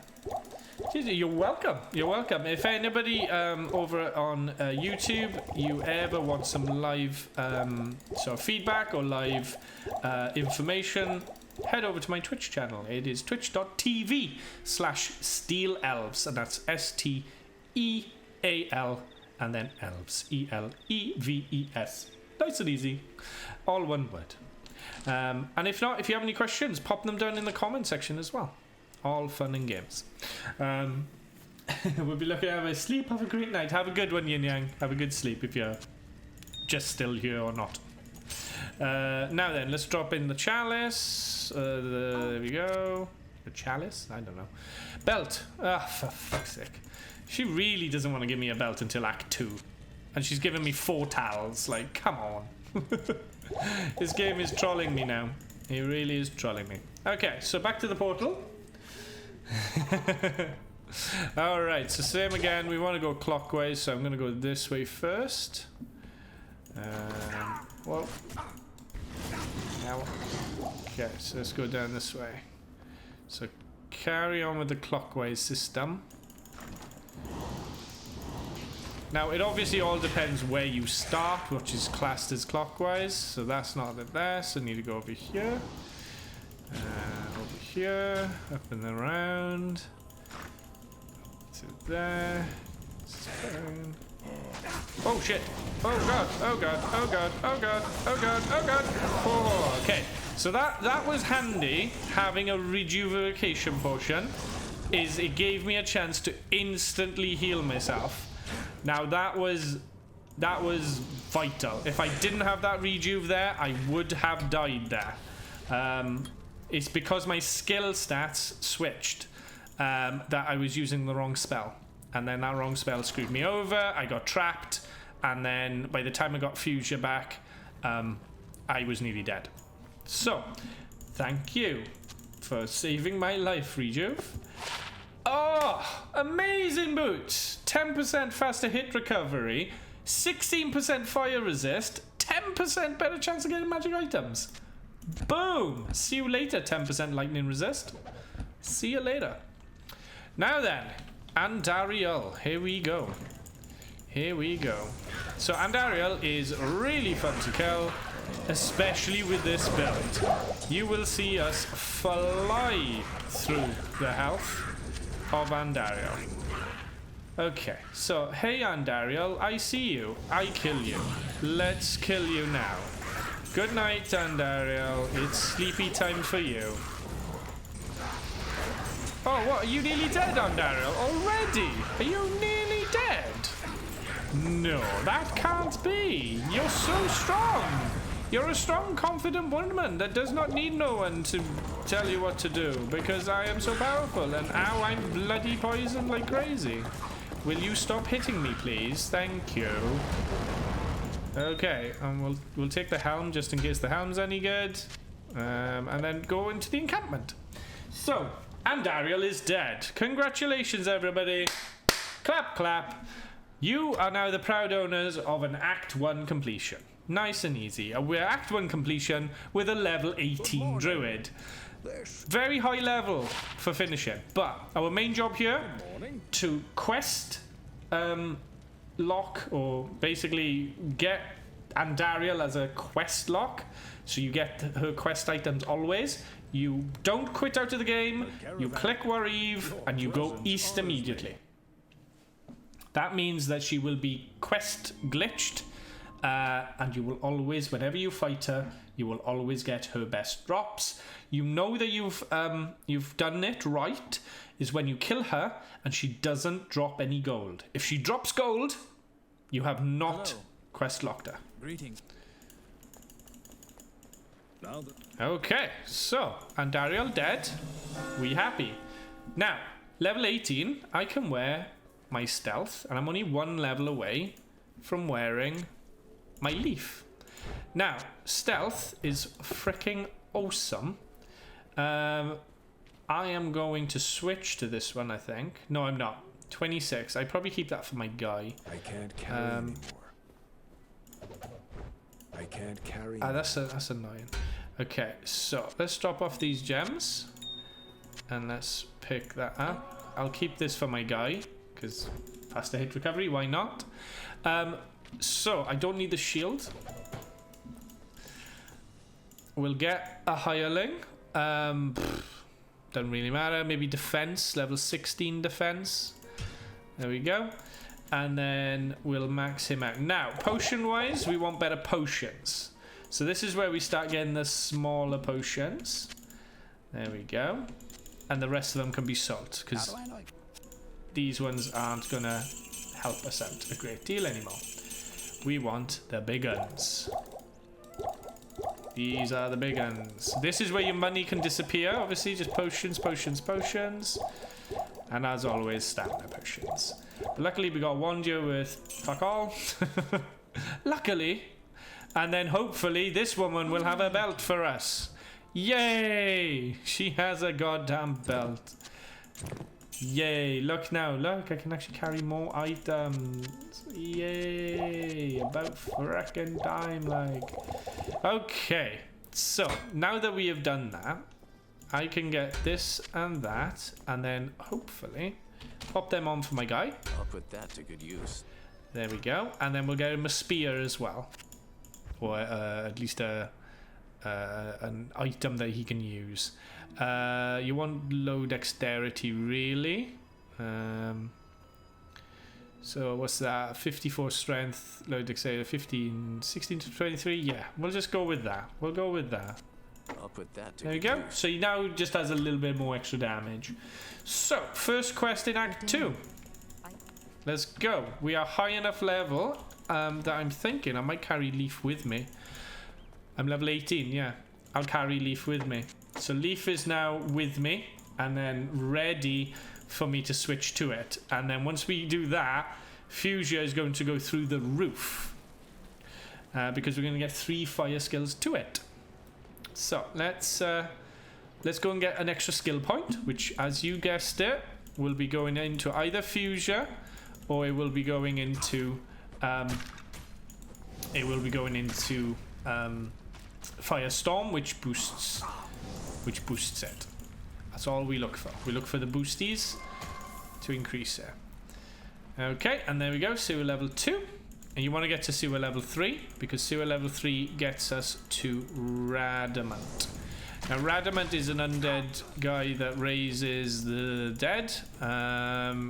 He is, I guess he's like an old Herodrimi sort of guy that's been corrupted, comes back, and wants to cause a little bit of mayhem, as always. As they always do. They always come back and want to cause some mayhem.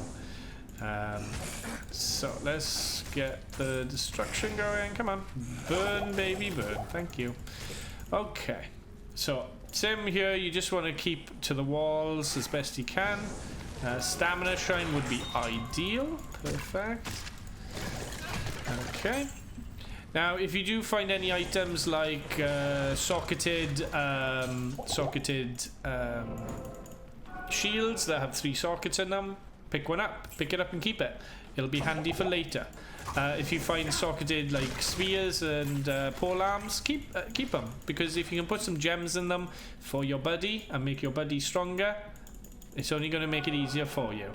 As I've mentioned before, I am playing this on, I think I'm still on player 7, but I'm doing way too much damage.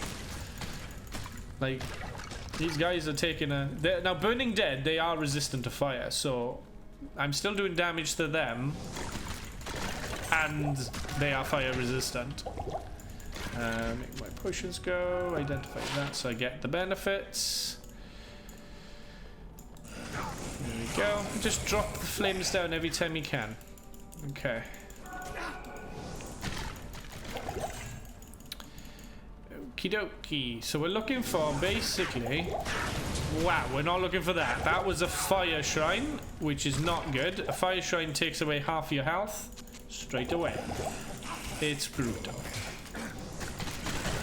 Okay, so we're basically looking for the mobs at the moment, which have like mages, skeleton mages. That means Radamant is near. I don't think it's up that way, so it's going to be another way. Bacon and cheese with tomatoes. Ah, teasing us now. Teasing us. Teasing us with the foods. They always do it, YouTube. They always tease with foods here. Bastards, the lot of them. Okay, so cold. Yeah, cold is probably the better one to go with. Try up north here, maybe. Yeah, there he is. There's the mages. There's the mages.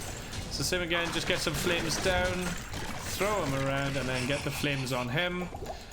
And then boom. There we go. So because he's standing still, he's not walking over them, which is a bit frustrating. So you could do like that. But we've just leveled up, and guess what we're doing? Leafy time! It is leafy time, which means we are now doing huge amounts of damage. We're up to 11 on that. Is huge. My guy seems to be doing alright. Need to get some mana potions in. There we go. That's fine. You got this, dude. You got this. I believe in you. So get the scroll. So when you kill Radamant, he will drop a skill. A skill book. A book of skills. All we're hoping for here is to just kill him. He is at difficulty 7, so maybe 7 is a bit too high. So I could take it down to 5 for next go. But that's fine.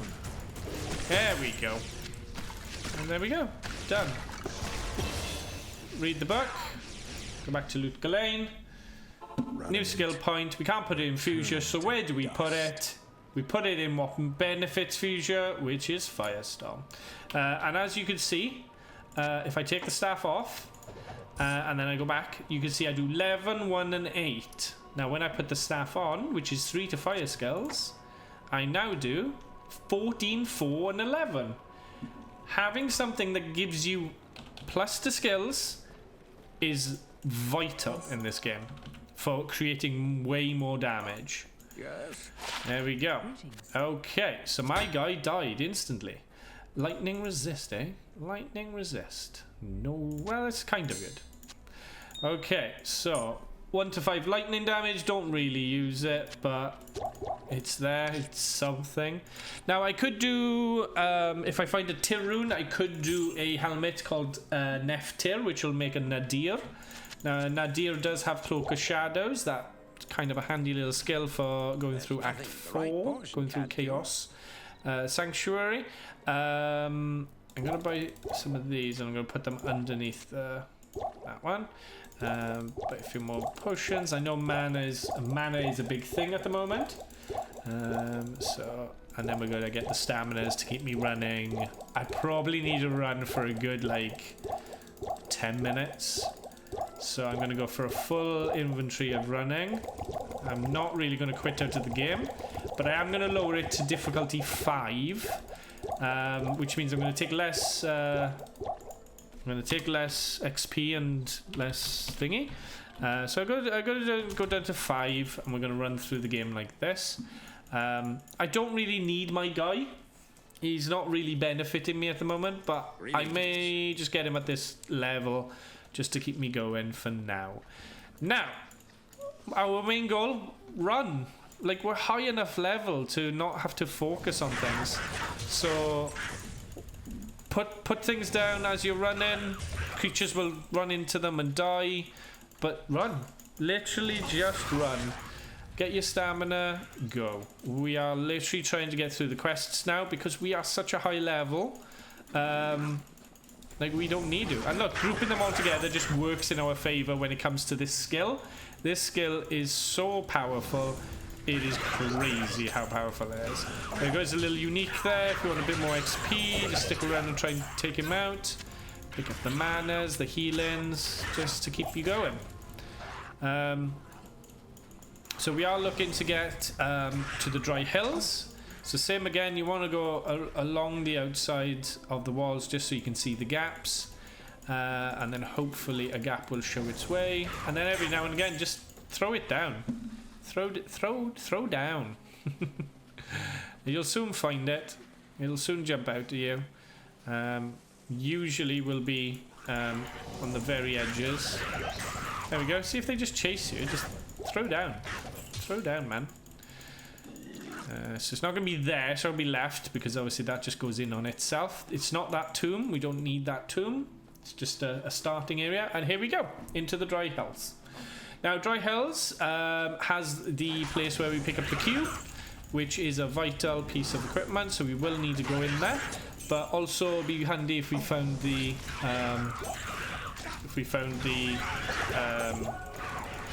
warp point here. Now, kill him, get some mana and healings. Happy days.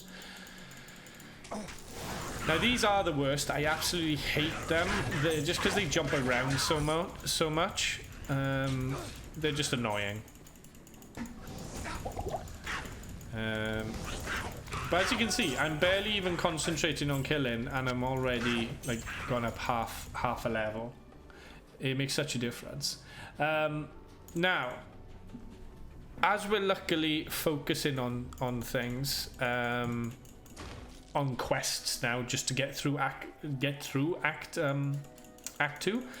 Because we were such a high level, we've got the benefit of not having to wait around for creatures or get the levels up. Because ultimately, our main goal is to get to level like 23 by the time it gets to Act 3. If you can get to level 23 by Act 3, I think we'll be set up nicely then for the next stages. Going into Act 4 then, at 24. And then into Act 5 at 25, because there is a XP ceiling in Act 5, meaning if you're below level 25, you will only gain 5% of the XP from all creatures. Here we go, Halls of the Dead, fantastic. So I'm going to drop a TP here, and I'm hopefully either going to find the exit to the Far Oasis, and find the Far Oasis waypoint, and crack on with that. Or we will find the Dry Hills one, which will be ideal if we find it. Not the end of the world if we don't. Just having a quick look around. Kill things as we go. Chip Topaz. It's worth picking up. My guy is surviving, which is great. Because really he's not killing anything. It's mainly them chasing me. I think the Far Oasis is here. There we go. So we'll carry on to the Far Oasis. I've dropped my warp point there. And there's the Far Oasis. Perfect. So, back to town. And we'll head over to our portal. So, over to the portal now. We're aiming to get into the tomb. So, there's 3 levels, I believe, in the Halls of the Dead. You just need to get down. Now, same again. Like, I'm playing this on 5. I think, yeah, we're on difficulty 5. So same again, if I'm finding it too hard, I'll lower it again, I'll go to 3. But honestly, if I'm comfortable at 5, why not get the XP at 5? It's a lot of XP. Obviously, I put it up to 7 when we were in Act 1, and it really did benefit. I zoomed ahead on the XP. And honestly, we've got the staff, We've got stealth. Look how fast we go. It makes such a difference. It really does make such a difference. And every now and again, you literally just switch, turn around, drop down Fuchsia, and away you go.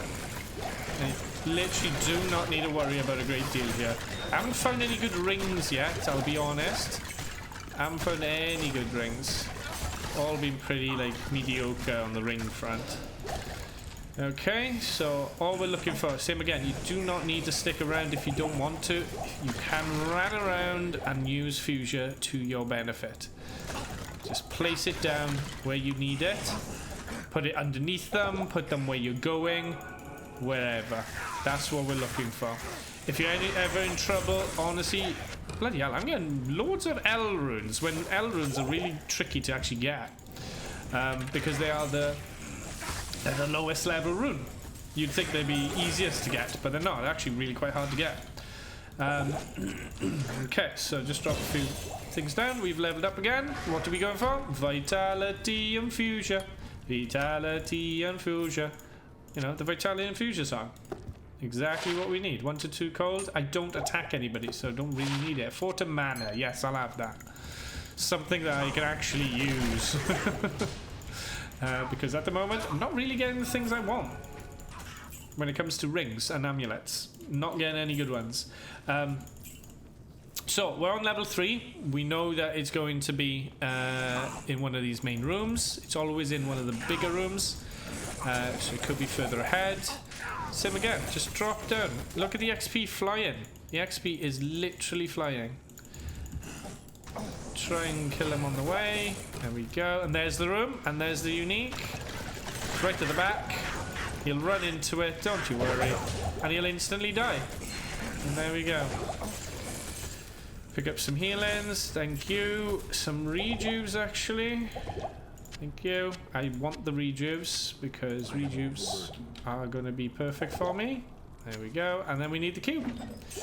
Stamina, stamina, stamina. And there's the cube. Happy days. Get the money. Happy days. And back out. Off we go to the far oasis because we got the waypoint. Now, I am going to identify a couple of items here. The rings. Hopefully I can get some good... Damn, you didn't identify. Identify it, please. Thank you. 20 to attack rating. No, thank you. 1 to 2 cold? No. 1 to 5 and 6 poison resist? There. Fire resist. There we go. That's the only one that's kind of okay to have. Now you could have a look at belts. Belt wise I'm okay. Glove wise I'm okay. Boots I'm okay. Helmet could be better. Like I could get a better helmet maybe. But yeah, I'm pretty set for everything else. Now I like having my cube like this. It's just how I like it. I don't know why, it just is. Okay, so I'm going to stock up on more stamina potions just to keep myself going longer. Because honestly, by stacking it, it means I don't need to stop running. And because we're actually ahead of level. Now, anybody that is currently going through the guide at the moment, that might still be in Act 1. Honestly, take your time with it. If you want to be higher level, go for it. But you can get to Act 2 by the time you're like level 14, level 15. Maybe even earlier if you're getting some good items to boost up your damages and your survivability. Now, I'm going to do this and that. And then literally away we go to the warp point. To Far Oasis. Now, Far Oasis is a pain in the goddamn ass. Far Oasis has got tons of XP to be got because you get those creatures and you get itchies. Now, wow, we found the maggot lair already. Okay, cool. So let's just do the maggot lair then. Now the maggot lair is a bit of a pain for the druid because Fuchsia doesn't really work that well in corridors. So we have kind of got to use this attack, which is obviously weaker than Fuchsia, but it's more dedicated. It's more like straight to the point. Where Fuchsia is more in the open areas, which I could actually do it here, like. It would work there. There you go, level 2. Happy days. what's great about this is I can kill most of these quite easily with Firestorm. Like Firestorm is actually killing champions at level 5. So I'm very pleased with that.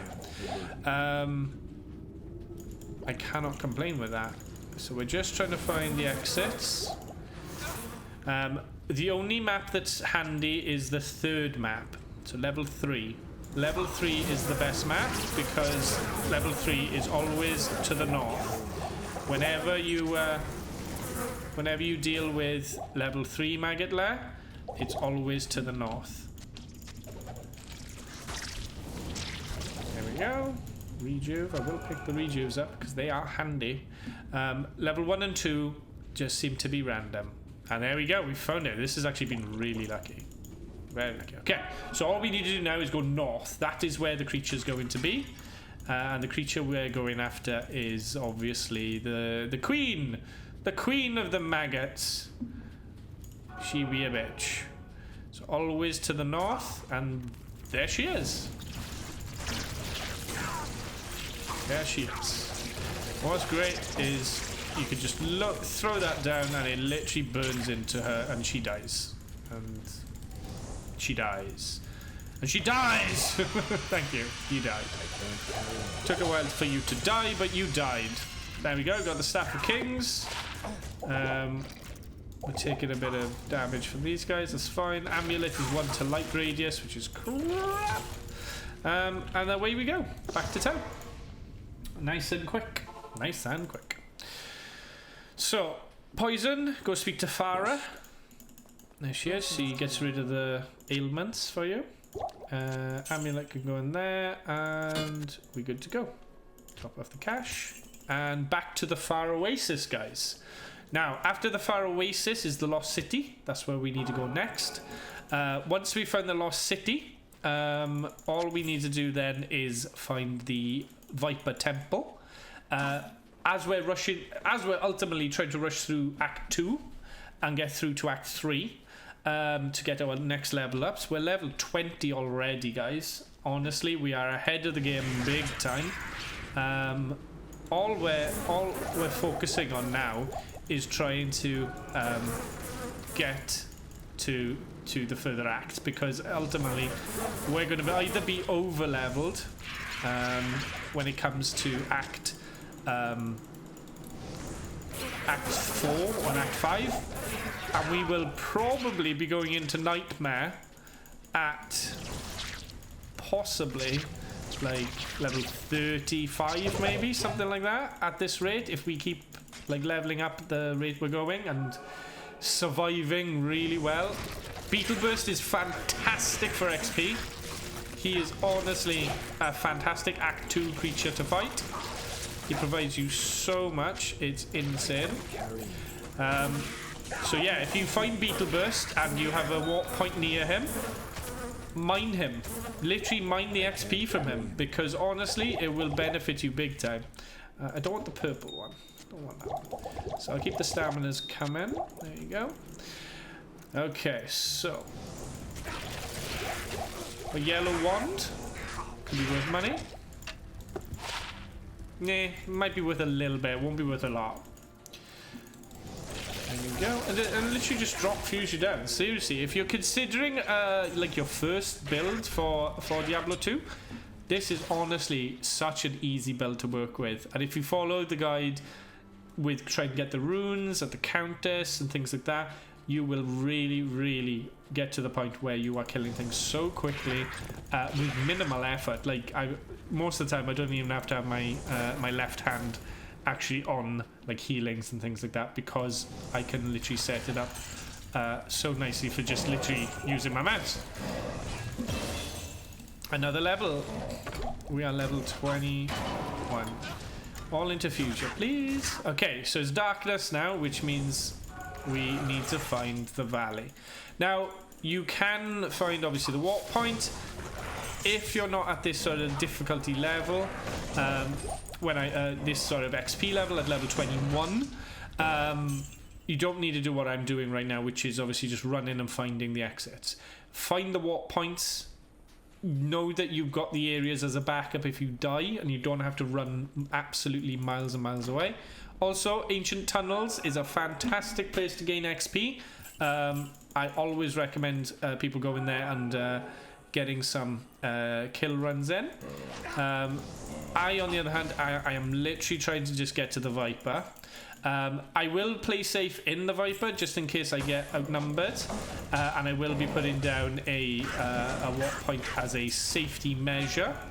I think we found it here. There it is. Valley of the Snakes. Because the only thing you need to do in the deserts is find the pieces for the pieces for the staff. That's all you need to do in the deserts, and then you're literally heading back to town. And you're heading back to town then to go into the temple, to then go to the next areas of the game. Honestly, you don't need to waste all your time in the deserts. The only reason you go there is to actually find the pieces. So if you find them and you don't need to waste time, move on. And if you're comfortable with it, move on. At the moment, I feel quite comfortable running the difficulty at 5. I'm getting nice XP. I could put it up to 7, but I might feel that I might get a bit trapped, and then those creatures will wipe out my health quite a bit, because I've only got 275 health right now. As you can see, I haven't put any more points into strength, any more points into dexterity, and I am still absolutely destroying through the game. A lot of people get confused when it comes to the stats. They think that strength means that is how much damage you do. It's not. Your skills mean so much more. In most games, in most ARPG games or RPG games, putting more points in strength just makes you stronger. Simple as. You get stronger. Might pick up the shield. Actually, I won't. Why would I need the shield? I don't need it. I'm a strong, confident person that does not need stamina. God damn you. Okay. Identify that. Identify that. 1 to maximum. 8% goes to mana. 5 to I prefer the 5 to energy. 6 to mana. Same again. Mana. More mana means more attacks. More attacks means more damage. More damage means I'm trapped. It's a bug! I found a bug in a guide! I'm actually trapped. I was actually trapped. Wow. I actually got trapped. So everybody YouTube, call up Blizzard. Call him up. Tell him. I saw Elves. He got trapped in a box. You can never trap him, but apparently trap him in a box and he will never escape. Okay, watch out for these. Trapping me. That's fine. Okay. All good. So the exit is actually all the way down there where I started. Of course it is. It's always in the goddamn last place. Of course it is. Otherwise I wouldn't keep looking. Oh man. Okay. So it's going to be down here somewhere. Okay. Amulet. I could really do with a good amulet right now. Like something like faster castrate. Yeah! Fucking called it. Wow. Bloody hell. Talk about psychic. Amazing. Freaking called it. There we go. Here we go. Viper. Okay. So we gotta kill these guys. This is gonna level us up because the Viper bastard is down there. Leveled up. Fuchsia. And what do you guess? Vitality. It's all about the vitality. Burn them to death. Press this. Get the amulet. Amulet goes in there. Transmute it, and now you've got the item. Now then. Next quest, everyone. Next quest. Now, let's get the healings. I saw that. And a chipped sapphire, why not? And a chipped emerald, why not? They're only one. Let's keep going. Alright. So, quests are coming along nicely. Stay a while and listen. Okay, so I'm going to sell a couple of these. I kind of like the mana, so I'll keep that. I don't want that. I don't want that. I don't want the energy. even though I like the 10 faster cast rate right now. Stamina is fine. Let's drop these off here. And then I got plenty of rejuves. Just need more stamina to keep me running. Like I said, more running. Because ultimately, I'd rather drink all these early to give me unlimited running. It takes a while to drink them, but hey, it's done. There we go. So, go speak to Drogden. There we go. Do some of these. And then let's go speak to Jaren. So Jaren is in his palace now. So you don't need to go into the desert anymore. That's all done. It's now all based in the palace. So into the palace we go. This is literally one of the easiest areas to be. You literally, it's all set maps. So all you have to aim for is the opposite end of the map. Oh my, it's super tasty. Enjoying your food there, Mr. Sly? Glad to hear it. Okay, so all we're doing here is going to the opposite end of where we came in. So there's the exit there. We just need to find the way into that dome, and there it is. It's always on the opposite end. So we are now top right, so we need to go to top left. So all we're doing is aiming over this way, keeping an eye out on doorways, and there's the exit. Same again now, we're in the top right again, so we want to go top left again. Any creatures, obviously, just try and wipe them out if you want to. Don't have to if you don't want to. And there's the exit again. Now this one takes us to the top right again. Now the exit for this one is in the center. So you're aiming to get into the center, where there should be a portal. Also, you want to find this guy. His name is Fire Eye. He is always worth killing. He's good XP. He's obviously a unique. And there we go. Happy days. Take some of the manas and the rejuves. Thank you. And as you can see, there's the portal. We have to go round the way. And in we go. And there we go. Another entire area done. There we go. Make sure to light the Arcane Sanctuary waypoint. This is a very important one. As you can see, I've missed out 1, 2, 3, 4 places. Now you guys, when you're running through the game, you don't need to have all these waypoints, but they are very handy, especially if you like certain areas, you want to fight certain creatures. But for myself, honestly, Far Oasis and Lost City, great places to have the waypoint, especially Lost City. Arcane Sanctuary, another great place to go. Dry Hills is a waste of time. Sewers level 2 is a waste of time. Halls of the Dead level 2 is a waste of time. Palace Cellar level 1 is a waste of time. They're just not needed. You left a flawed diamond. I don't need diamonds. My druid won't need diamonds at this stage. So yeah. So the path you're looking for is the straight path. So that one is a stair path. So don't want that. This one is a weird structure path. And this is the path. Okay. So, all we're doing now is running up and getting the ghosts going. but. Now, Fuchsia, like I said, not the best for this area. You want to be using your other skill, which is Firestorm. Use Fuchsia in the middle sections, in the larger sections, and then use Firestorm in the middle. You'll find that you'll do a lot more. You'll be able to kill things a lot easier in the bigger sections like this. So try and get. There we go. So try and get yourself into the bigger sections like that. Like run past them if you can. Do your best. But I know sometimes they will block. So like try and run in. There we go, got in. And then literally look, throw it down. Throw down. As we've said before, you always want to throw down. Get some rings in. Now the only reason I say to come this way first because it's just the easiest of all the routes. It is literally the easiest of the routes. Oh, we got a yellow ring. Get in. Yellow ring. What's the yellow ring? Yeah, I'll take that. I'll take that. And we can hope. Okay, unfortunately, we have not found it. Now, there's a couple of things you can do here.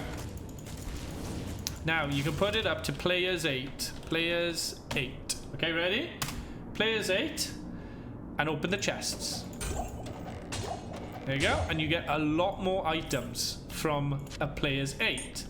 And then take it back down to then the players that you want, which is, for me, was 5. So, yeah. Great way of just getting some extra items out of them. They are called the super chests. It's a welcome to the stream, buddy. How you doing? Welcome. All right, so we've done one way and it's wrong. 1 to dexterity. No, thank you. 8 to mana fireball. No. 5% better chance of magic items. Yeah, I'll have that. Then I need way more healings right now, so let's drop that there. Drink the staminas, and let's buy a few healings. Just have some spares. There we go, and the rest in stamina. Thank you. Back we go. Going good, but it's a small thing. Ooh. I have super chests. Alright, so we went north. North was wrong. So the next one is a portal way this way. I think. Oh no, stairways this way. Okay. Okay, so trying to use my Firestorm to get past these guys. As you can see, Firestorm is not as strong as Fuchsia. But if you can get Fuchsia out in the big areas, you will do a lot better. There you go. So just try and run up the stairs, because the stairs are just not built for you. The stairs are just out to get you. If you can get past them, get past them. Get into the bigger sections. There we go. Pop it down here. They'll run into you and they'll die. It makes a big difference. Try and get through. That's it. Try and get through. Run down. Run down. Got controller for my Switch. Nice. Okay. Try and get them down. An amulet. Could do with a better amulet, to be honest. What was the amulet? No, actually, no. Faster cast it. I could do with a better one. I got the same one. It just, I like the sun. Actually, no. I like the devil.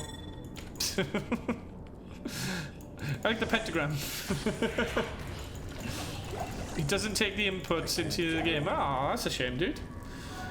Okay, so same again. Stairs suck. Stairs suck. Legitimately suck.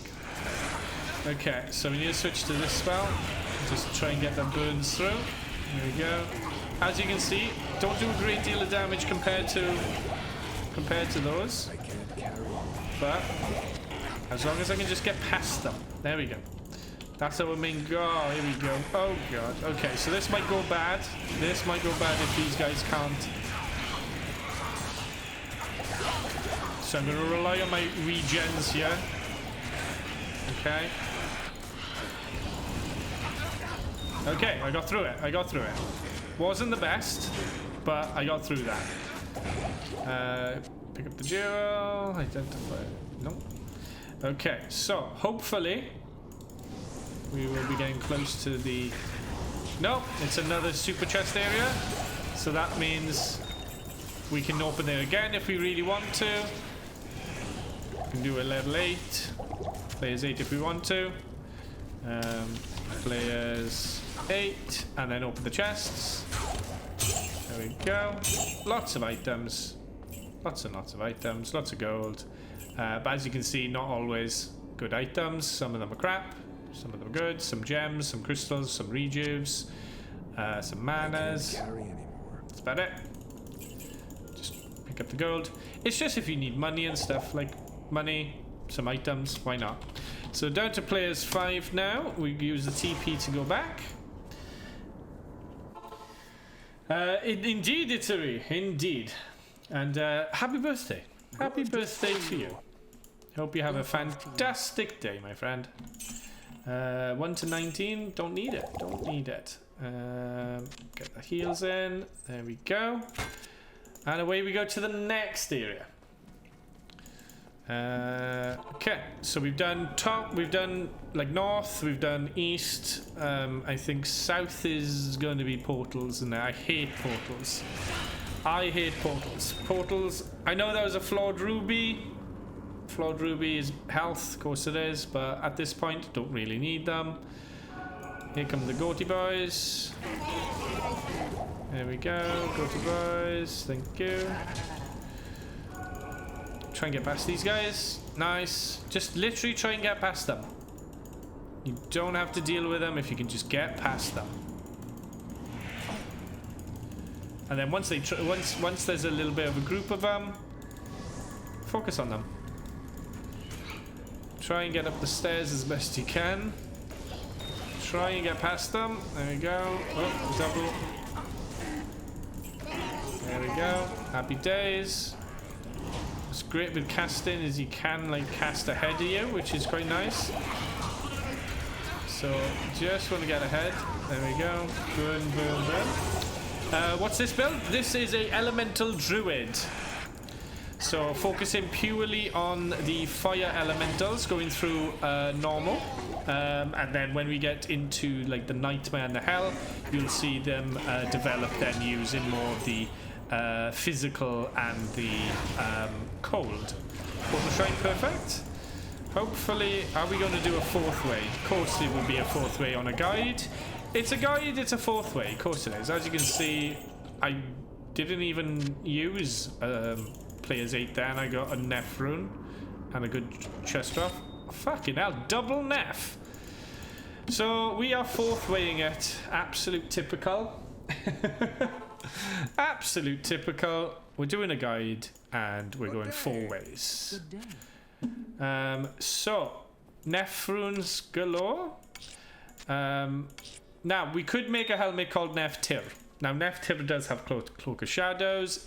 Is it better than 10 health and what do you call it? And a 9% chance of magic item? Yeah, it can be with Cloak of Shadows.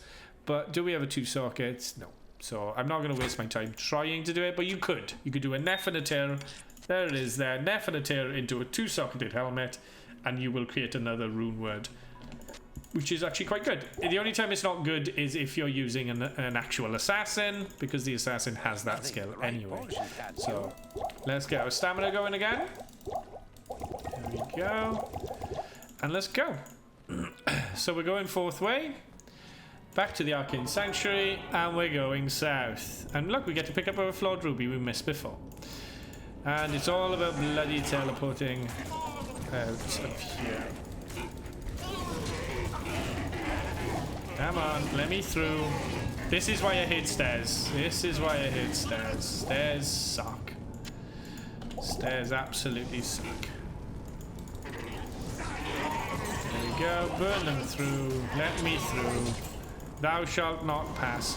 What's great is I can actually activate my flames on the other side there. And I've just leveled up again. Fantastic. We're level... Bloody hell, we're level 23 already. Which is unprecedented. We're level 23 and we're not even in Act 3. But that is the main reason, is because I'm playing on a much higher difficulty. And as you can see, the Druid can really cope quite well on the higher difficulty. Especially once you get Fusion. And if you can do that early, and bloody get rid of him, get out of my way. Let me through, let me through. Stop blocking. Stop blocking the portal, thank you. There we go. Burn, burn, burn. Thank you, thank you, thank you. Let me through. Let me through. Okay. And same again. These guys will give you the XP you need. It's perfect. Alright, so we're running through, keeping the run going. Avoid them when you can if you need to. He won't let me pass, so just gotta try and barge him away. Now then, we need to use portals, so that's going to go to that one, I think. No. Maybe this one up here. Yes, that's the one I needed. And there we go, over there. Drop flames on him. By the time I get to him, he should be dead. Nearly dead, anyway. And there he is, he's dead.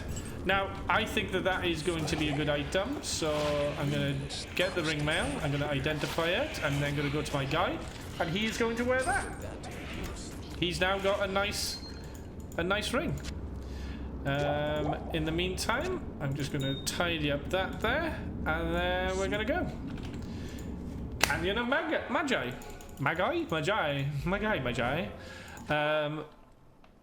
So, we are now into the end section of Blessings to you. Hello. end section of Act 2. We're basically looking for Duriel's entrance so we can then use the staff. So I'll get the staff out ready. There we go. So, and I'll drop off the cash as well. There we go. Perfect. And away we go. Back to the warp point for the Canyon of Magi. There we go. And let's have a look at the quest. It says circle. So circle is always this way to the east side. If I ever play Diablo, it'll be sometime. Oh god. See, I look away for a second and I nearly get killed. No, I don't. Totally survived. It'll be sometime I start because big backlog. I'll be sure to check your vids. Thanks, my dude. Thanks. Okay, so we got the half crescent there. Circle should be down here. And there's circle. There we go. There's the circle one. So it's all in a certain order as you go along. Okay, so all we're looking for now is we're looking for the gap. Now, if anybody is interested in any of the other guides that we have on the channel, currently we have got an Amazon in the form of a Boazon. We have got a Assassin in the form of a Trapsin. And then we have got this guide, which is the Druid Elemental. We have just got an amulet. Well, how glorious. Thank you. Which one is that going to be? Angelic Winds. 20% goes to mana. It's not that great. Okay, you are lightning enchanted and I don't like you. And he's just standing still, so that's not really giving me the attack I need. I can't quite kill him because it's not hitting him in the right place. And because he's not moving, he can't move into Fuchsia's devastating attack. But that's fine. Now, when we go and kill Duriel, we do not need to kill Duriel on a higher level. Why make our fight harder than it needs to be? We will go and fight Duriel and we'll put him down to level 1 difficulty. We don't need to fight him on the higher difficulty. He's not renowned for having the best XP in the game. Why make your life harder? So literally, if you're going through the game and you're doing it at like players 5 or players 7, etc., lower it. Honestly, why make your life harder on a creature that is quite a difficult creature to deal with? You know, make your life easy. What's that? Cold resist. That's actually quite good. Cold resist is quite handy because a lot of creatures in Act 2 do have a bit of cold. They have a cold. Who knows? Small charms. Identify them as you go along. Get the benefits. Get the faster cast rate ring. So that gives me 20%. So that will now allow me to cast my spells quicker. Because you want to be hitting the break points to allow you to cast things quicker, to block quicker, to recover quicker. Now these, there is a wiki that I can provide the link for. In the description below, I can put the wiki link there. That'll be quite handy for you guys. Or alternatively, I'll have them set up in my Twitch stream where you can actually type the information in chat, and then you'll be able to access it nice and quick and easy. Because each character has different breakpoints. Most of them, if you're looking at, if you aim for about 20, you are usually hitting the first breakpoint by about like 15 to 20 for most of the characters. So 20% is a great start for you. Okay, still trying to find the exit. The exit tends to be on the absolute outside, and there it is. There's the exit. Boom, boom. Put that in the orifice, and it'll open up the doorway into hell. So all we do now is lower the player's Streaming count to with 1. both direction and magnitude. Oh yeah! Oh yeah. Now then, a little tip for anybody going to fight Duriel. You may want to do this. You go back to town. Welcome, Malin. You may want to do this because Duriel does slow you down, and slowing you down using cold. Now 8% there is quite handy. I'm gonna buy a few more health potions, definitely, and I'm gonna buy my stamina potions as always. So let's buy some more healers. There we go, and some more staminas. Get the staminas in, drink them up, just so I can run around a bit longer. But this is the one you want, thawing potion. Now 30 seconds as always. Probably won't need it, but there we go. That gives us plenty, and then I'll probably do a couple more staminas, and a couple more healings. But I'm also going to give it to my guy. Thanks. So that gives him a minute's worth of cold resistance. If you have a look at our stats now, we are hitting 85 cold resist because we've done that. So back to the Telrash's tomb. Go for safety. Pop that in. And away we go. Burn him, bitch. Burn, baby, burn. So my guy is literally tanking him. I'm putting flames under him. He's going to lose all of his health very quickly, and that is Duriel, almost dead. And there he is. Duriel is now dead. We can pick up all that stuff if we want. Bit of gold. Don't really want it. I'm fine. I've got plenty of money. Now, that is a fast Act 2. Hello, I think. I'm very pleased with the speed of that one. Now, you guys can go as fast or as slow as you like. Take your time with it. Go at the speed that suits you.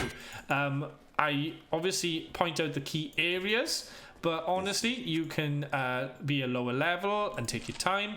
You can be a higher level and rush even faster. It is up to you how you play the game. But this guide is hopefully giving you the tools to get you past those difficult areas. You've seen that I have been able to get through certain areas by not even fighting creatures. You just try and avoid them, do the certain attacks at certain times, and it allows you to get around quickly. Now this is a little trick that you should do very quick. Come into here, drop a TP down, and head over here, and Mashif is ready to take you out. It's much quicker than running all the way across from the palace to the boat. Much quicker. There we go. We are now into Act 3, everyone. Hey, hey, hey. I need a drink.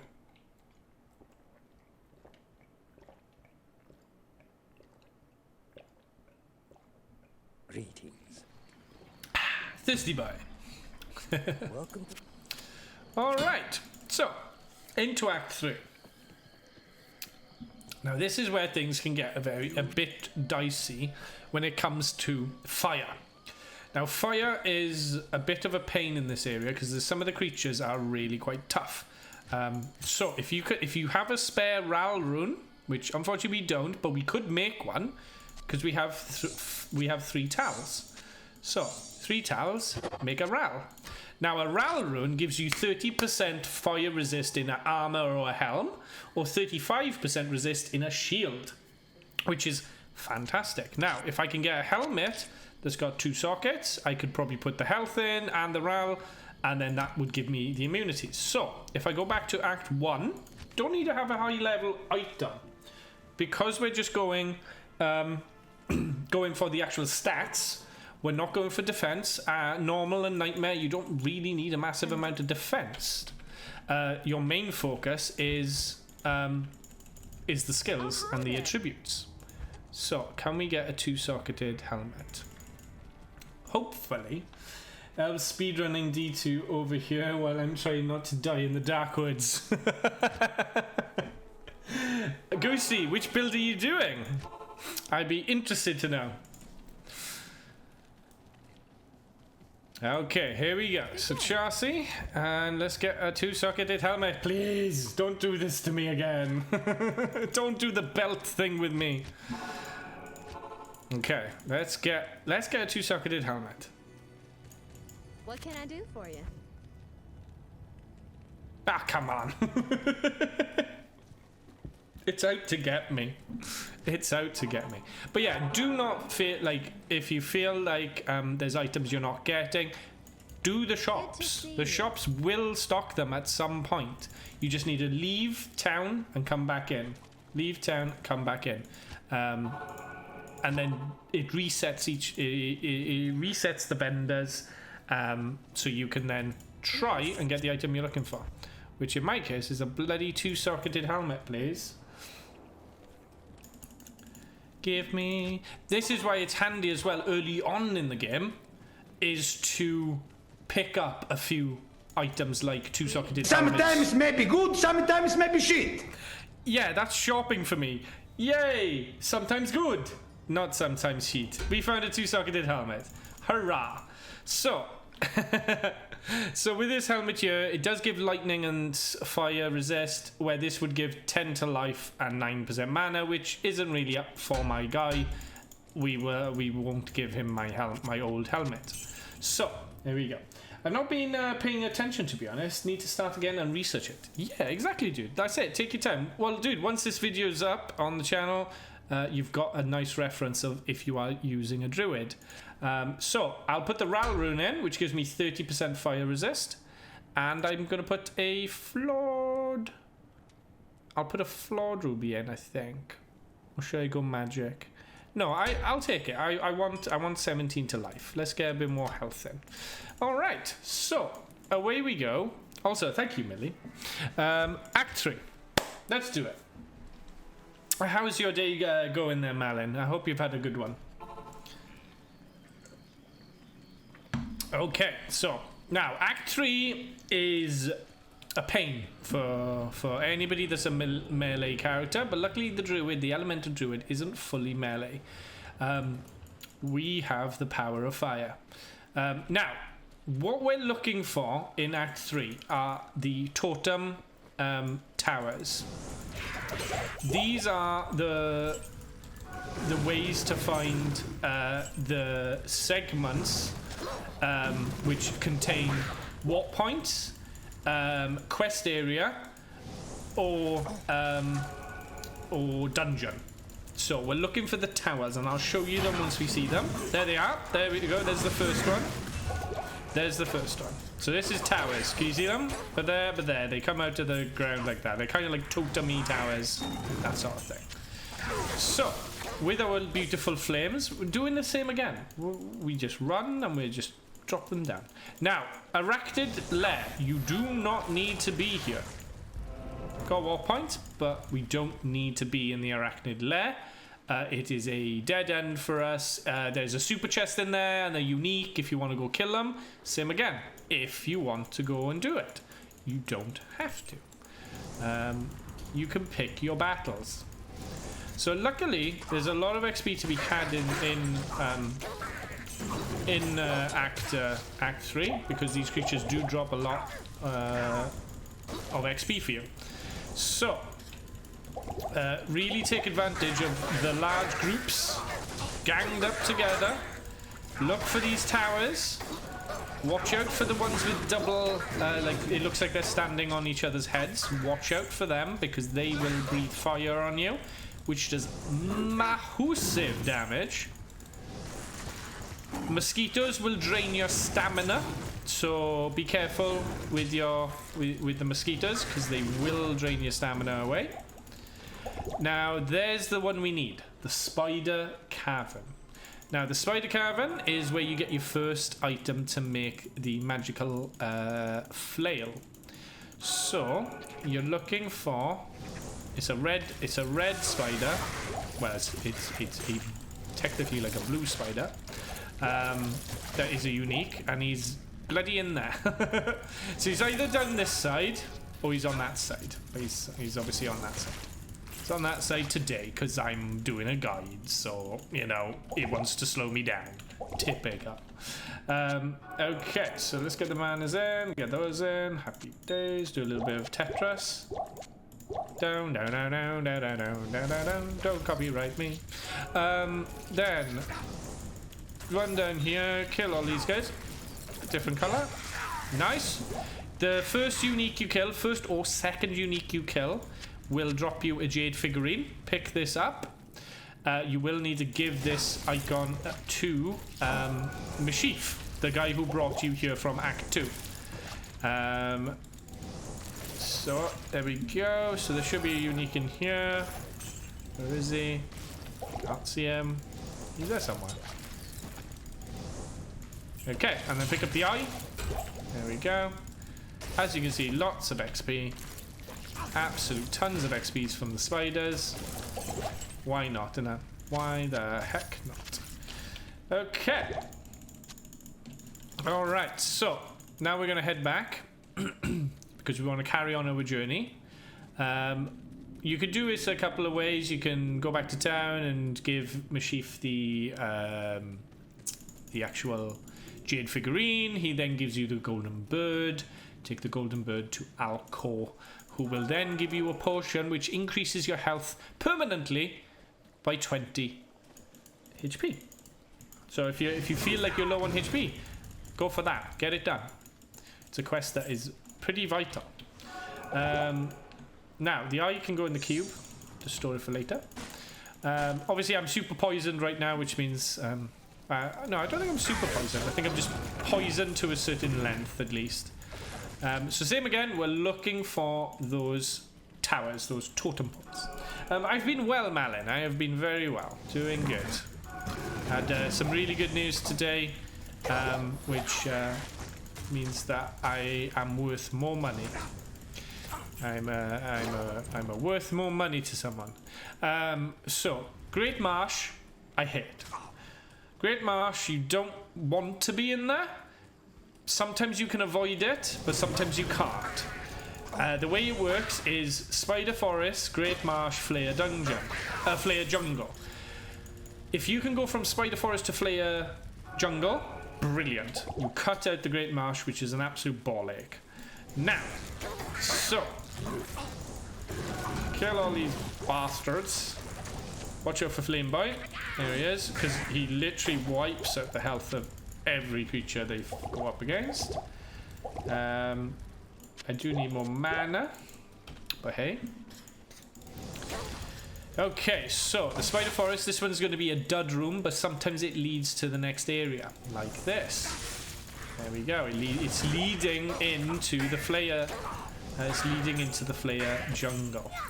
So all we're doing now is literally just drop down Fuchsia. We're literally going to level up again, and I'm going to be level 24, and I'm not even fully into Act 3, which is insane. This is probably the best or highest level I've got to stat-wise in a long time. I could do Volcano if I wanted. I'm level 24, but not a problem. Now, there was something I should have done at level 23, but because I've been going so quick, I missed it.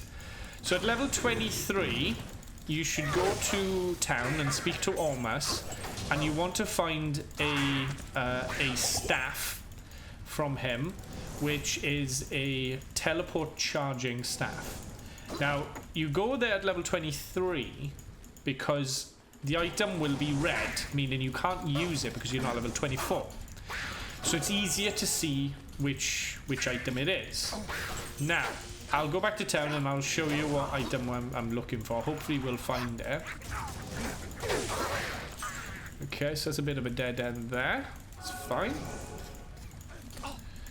Okay. Is it going to be up yet? Oh, lots. See, that's it. Lots of XP to be had. Lots of XP to have. Greater mana potions and heals and all that crap. There we go. Cool. So we're looking for the Gibden. So the Gibden could be up here somewhere. Maybe. Let's see what we find. So no, it's just a run through. Okay. So same again. Lots of creatures to kill. Lots and lots of creatures to kill. So same again. All we're looking for is the totem poles, or the stone totems.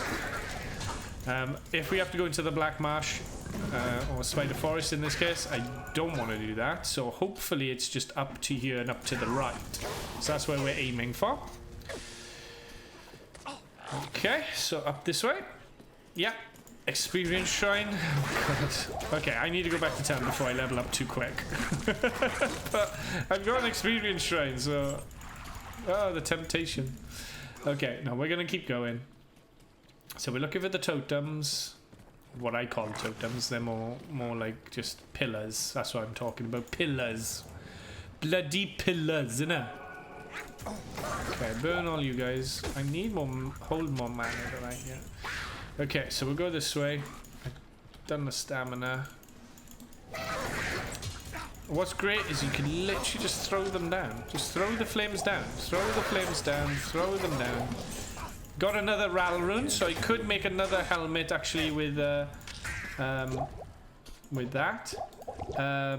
Which I could make one for my guy. So if my guy keeps dying to fire, I could make him a Ral helmet.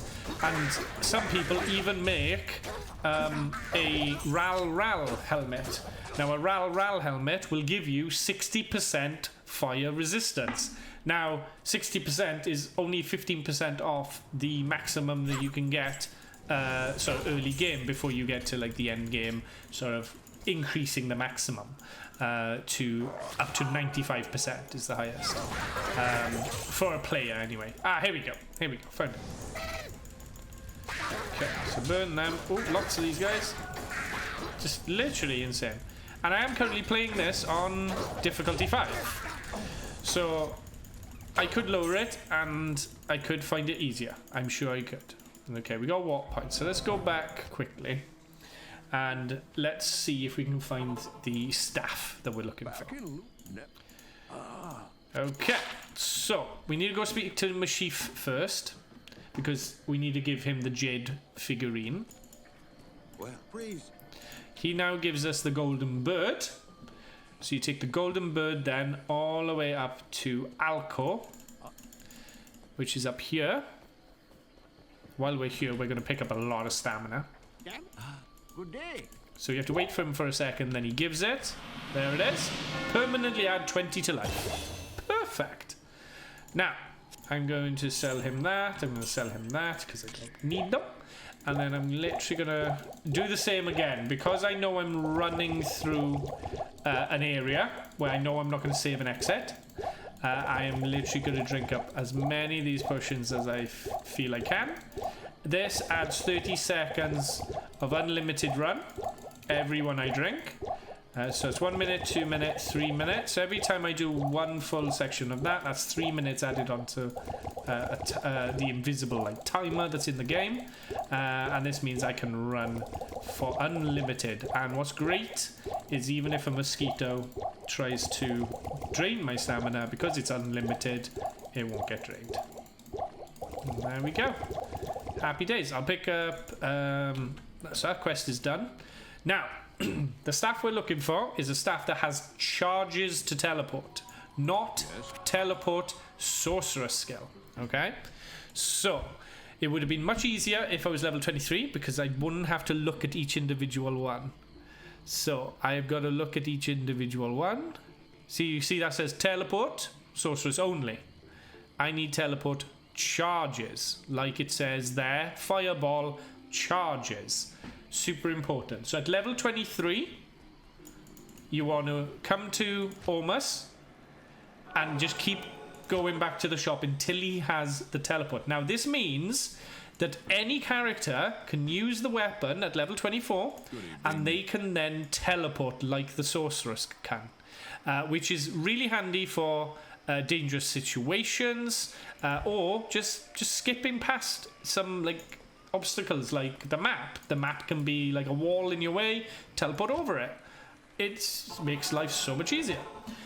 Question, when you take the stamina potions, does that timer start from when you drink them or when you start running?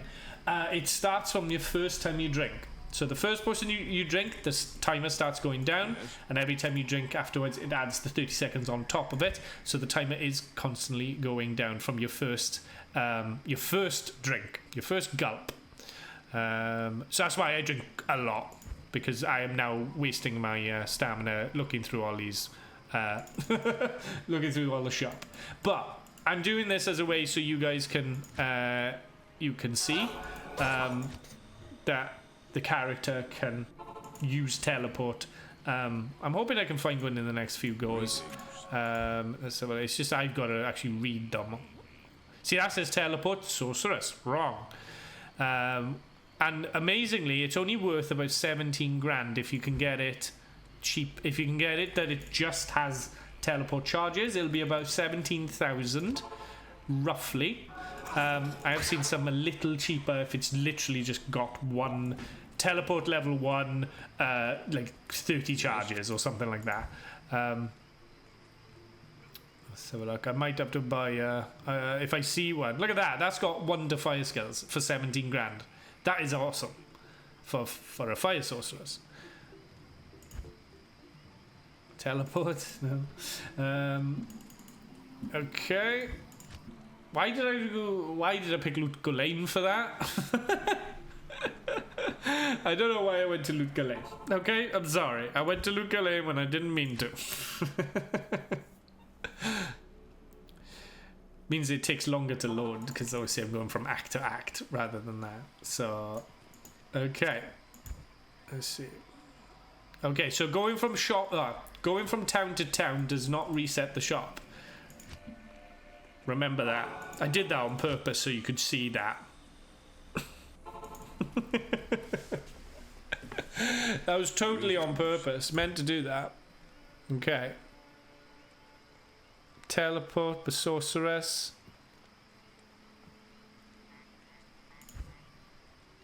Nope. Nope, nope, nope. Okay, I'm going to do it 3 more times. Stop going back to Act 2. It's trying to take me back to Act 2 all the time. Okay. Let's go. Let's go. Ice Blast, Glacial Spike, teleport with the sorceress only. Give me charges. Okay. 2 more goes, and I'm just gonna move on. But you guys, like I say, you got your time. Pause the stream, carry it on, leave it run, spin it ahead. Is that how you say it? Spin it ahead. No, skip it ahead, you know, in the video until you move on. Keep shopping. Shop for an hour if you want to. Get that item, because honestly, teleport will be a vital one for some of you that will struggle maybe a little bit further ahead in the game. It's just something to get you past maybe the tougher creatures that you just can't deal with at the moment at your level. And the other option you got is just to level up again. But remember, there is that ceiling of XP that you need to get to when it comes to Act 5, which is level 25. You have to be level 25. Oh, damn it! Firestorm. I don't want Firestorm. Ah, why is he giving me 2 Firestorm stabs? God damn you. You bastards. You're toying with me. Dying with my emotions. Okay, nothing in our last one then. Last one. And there we go. Okay. Are we lucky on our last shop? Let's have a look-see. Yes? Last shop. Nope. Nope. Nope. Nope. Nope. Nope. Nope. Okay, cool. So, unlucky for me, but it's not the end of the world. So, all we're doing now is progressing through the next area. I'll pick up the ring, thank you. Now, this is the Swampy Pit. Don't want to be in the Swampy Pit. Swampy Pit is another dungeon. If you want to go and do it, you're welcome to. But I will not be doing the Swampy Pit. Same again, it's got a super chest at the end of it. If you want the super chest, you go for it. What's great about having Fuchsia with these guys aimlessly run into you. I know, so bloody stupid. But they do, they want to come stab you, you just pop it down. Now, pick up some Wolfhounds, because Wolfhounds will have skills for your Druid. This has got Cyclone Armor, which is a good skill, but we won't be doing Cyclone Armor until probably Nightmare. These guys are just going to keep running into my flames. My flames of gloriness. That was an amulet. If I can get 20% cast rate on that. No. There's the ring. 5 to dexterity. Don't need it. We're looking for the totem. There it is. There's the totemy pillar thingy. Same again. They're just running into us. All you need to do is just drop down. As you can see, like they are wiping my health out quite easily. They are stabby boys. Now, Gibden, you need to click it. Now, big thing. Do not go back to town. Do not go back to town until the creature has spawned. He is a unique creature. There he is. If you go back to town, you will glitch it, and then he will not spawn. And that's the item you need, is the Gibden. So make sure when you click that button there, you do not teleport back to town. Now, Flay Dungeon. This would be handy to have a teleport. Because if you got a teleport staff in here, you can just teleport over the walls, which is 10 times easier. But, as we are doing okay for ourselves, we are just going to carry on regardless. And plus I just picked up a fire resist, which is perfect. And all we're trying to find here is the stairway to go down into the next area. So, same again, uniques around here. Just deal with them as best you can. I can't carry anymore. Can't carry anymore. Too heavy. I got too many potions on me. But hey, the more potions you're carrying, the more you can survive. The more you can replace the ones you've used, etc., etc. Now, this is becoming a bit of a pain. Move out of my way. Thank you. Where's the exit? There it is. Okay, so there are 3 levels to the Flay Dungeon. Away we go. Same again, just pop it down, let them run into it. Oh yes, look at that, perfect level 3. Now, I'm going to drink a potion. There we go. Now, this one is quite a set one. You do need to tend to run around a bit on this one to actually get around, but if you got teleport, you can teleport over the bits that are blocked, which makes life easier. So I would recommend anybody, once you get to level 23, go to the shop. Keep an eye out for the items that are red. If they're red, it means that you can't use it yet. You're not level 24, which means that that has a chance of being the charges to teleport. So it cuts down the searching for you like I had. Okay, so we're going up to the north here. Here we go, in this room. So that's the little boss. There he is there. He's fire immune. So, same again. So you can deal with him 2 different ways. You can either let your guy do the work. There is going to be 2 of him. There we go, but look at all that. Tons of stuff to pick up. But the item we're looking for should be down the bottom, in the middle. So we're going to go ahead into the middle here. There it is. And there's the brain. So we need the brain, pop the brain in there, and then we're done. Out of the teleport and back to town. So, heading back to town now, we speak to Ormus. This magic. He gives you a ring. It tends to be crap most of the time. Life stolen per hit, don't need it. 5 to mana, okay. Lightning resist, 10%. Alright. So, is it better than faster cast rate? No. Is it better than 7 to mana and 17 to cold? No, it's not. So, no. Simple as, it's not. It had a few more things, but I prefer that one. That one works better for me, and that's what I'm going to stick with. Alright, so, if you want to get rid of the Gibden quest, all you need to do is go speak to Ashira. If you don't have a mercenary right now, she will give you one for free. Now then. There we go, and then the quest finishes. Now, we have got the brain, and we've got the eye. We now need to go and find the heart. Now the heart is in Kurast. So all we need to do, don't go through the portal anymore. We need to go back to Flare Jungle, the warp point, and then we need to run ahead, but don't go into the area we went into to find that section. Welcome raiders, welcome. Say hi to YouTube, everybody.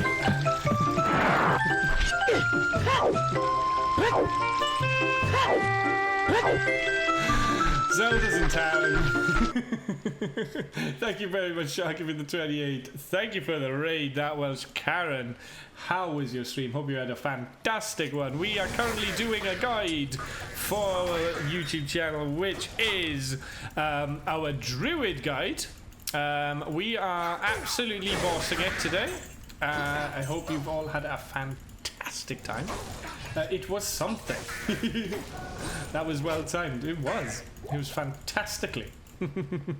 But can we get Sharky? Can we get a lovely shout out for the lovely Welsh Karen, please? Okay, so we're running through the next section where you were looking for this gold.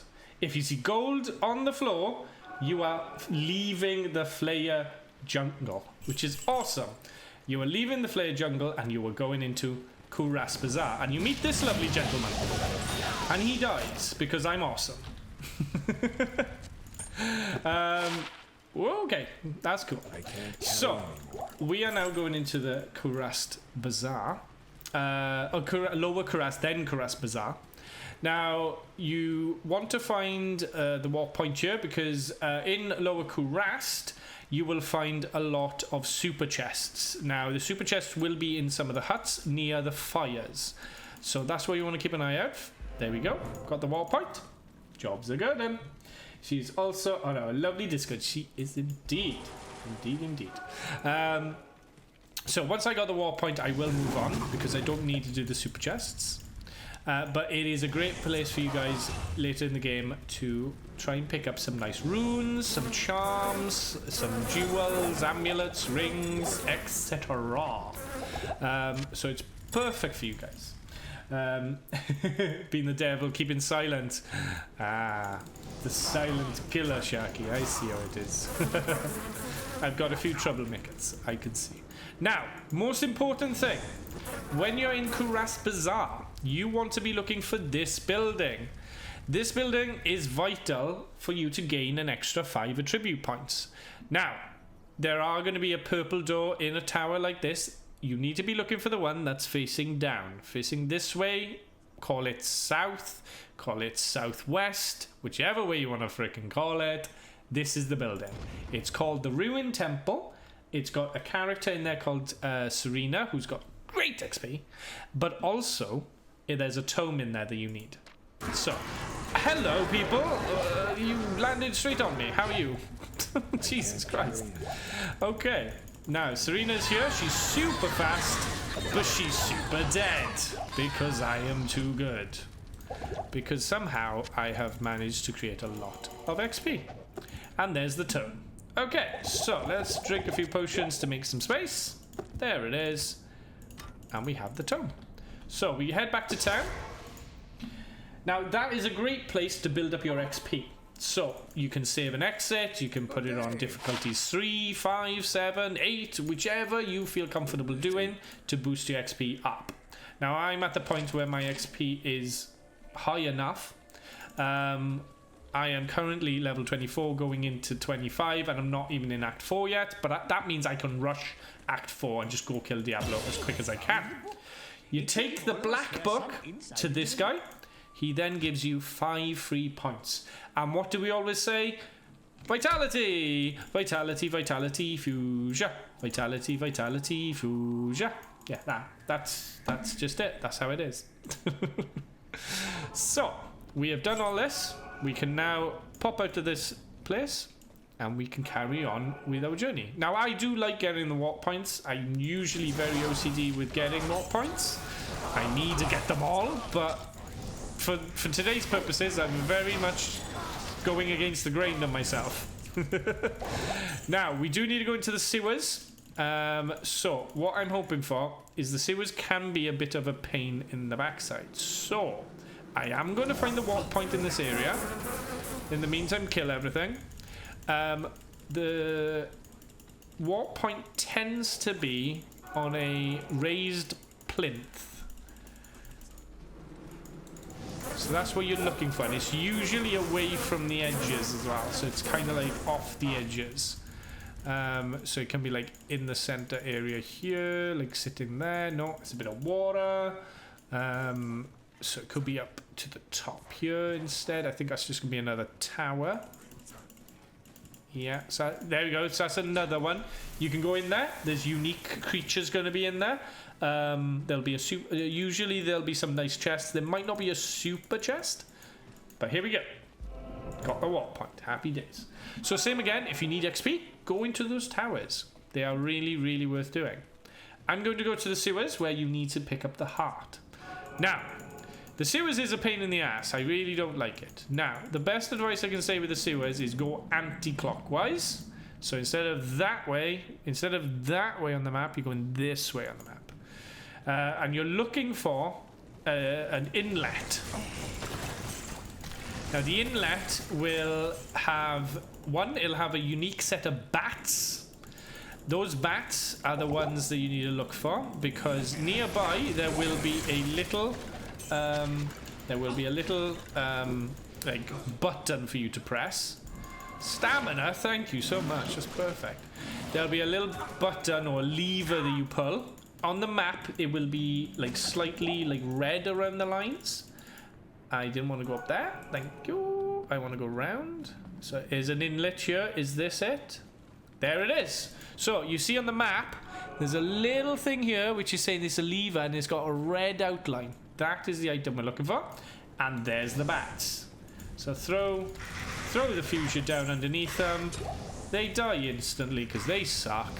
And then you come in and press the lever, open the sewers, and away we go. And there's the chest with the heart. And there we go. We have got the heart. After all this time, I had the heart. Now, all we do now is hop back up to the Karast. Picora! Hello, Picora. How are you doing? Now, we head up to Karast Bazaar because we found the warp point, which is fantastic. It's right up the top. Now, we run ahead now into Upper Karast. Now, Upper Karast, we can just run through it. Because we don't need the XP, we don't need to stay at any of the areas, we are all good. And like I said, I'm not gaining a lot of XP because I am too high level. I'm basically reaching more of the ceiling, well, not the ceiling, the punishments for being high level in a lower area. Okay, I'm doing good. I am doing very well, Picora. It's been a very good day, very productive, and lots of good news. And progress with the Druid Elemental. He's going fantastic. We are now heading all the way up to Travancore. We don't really need the warp point, but if we find it, great. If we don't, we don't.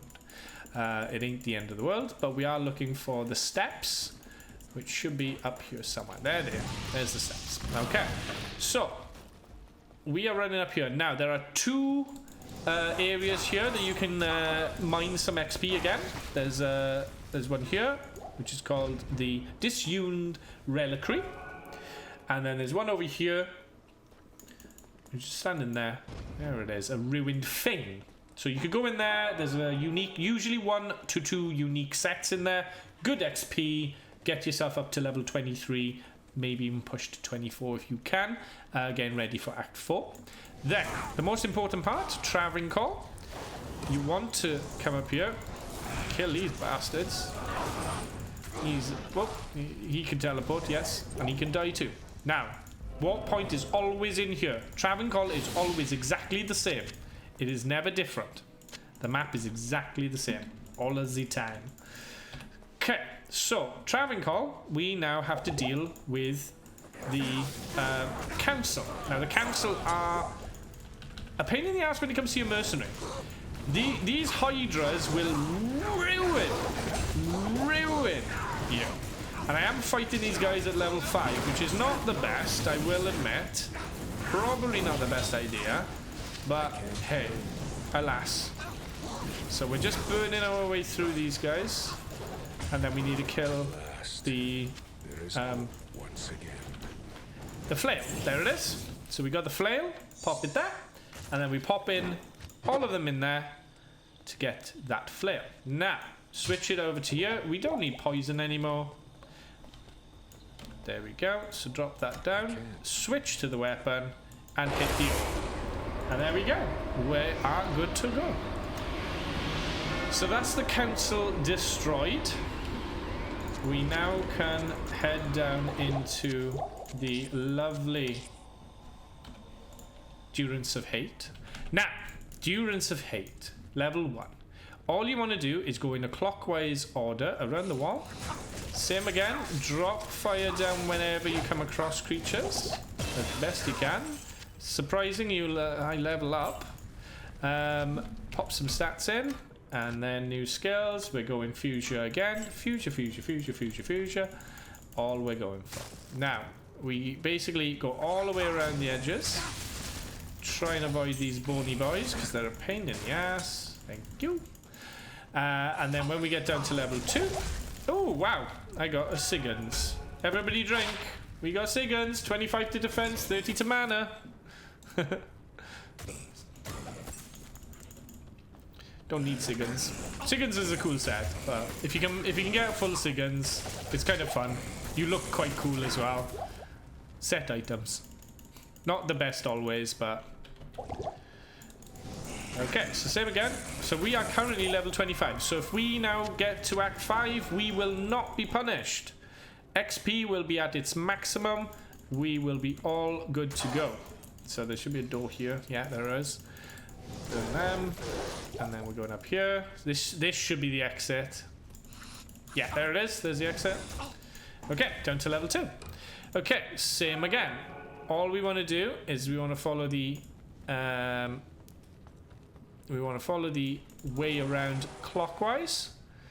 And there's the war point. Fantastic. And then always, Durance of Hate level 2, it's facing this way. So it means that the exit is going to be that way. So we need to go this way. And we just need to keep going. Whoopa. And try not to die, because these guys are quite tough.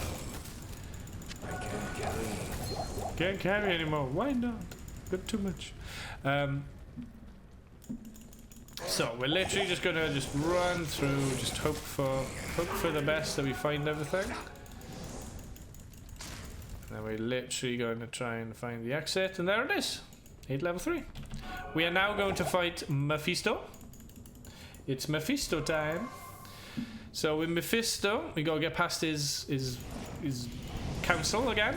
He's got a lot of councils. He's just given me a nice little amulet there. That could be worth something. I know, my guy is getting absolutely owned here. Amulet, 37 to cold resist, poison 10, dexterity 9, minimum assassin, which I'm not, or 10% faster cast rate. Do I need the cold resist? I have 58. I don't need the cold resist. Now, is that something I could keep for the future? Give it to the assassin, etc. These are sort of things that you put aside. Myself, I'm not going to use it. I'd rather have the faster cast rate so I can actually cast my spells quicker. So, we got another guy here that we need to kill. Him. There he is.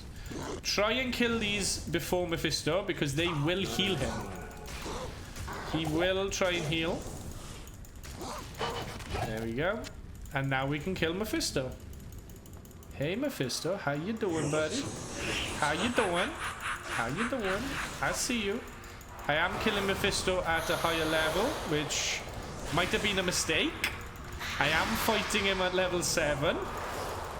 Oops. Or level 5 at least. So that was a mistake. Now, there is a glitch that you guys can deal with if you really want to, which I will show you. You can come down here. Obviously deal with these guys first. Mephisto, are you following me? Wow. Why the hell? You usually don't follow me this far. Mephisto, come this way, Mephisto. Come here, Mephisto. Come here, come get me. I'm up here, Mephisto. Come get me. Okay, so Mephisto, you literally come over here, and then Mephisto usually be like, "Oh, hey man, how you doing?" And then all you do is just like actively doing that, and there you go, he died. He did.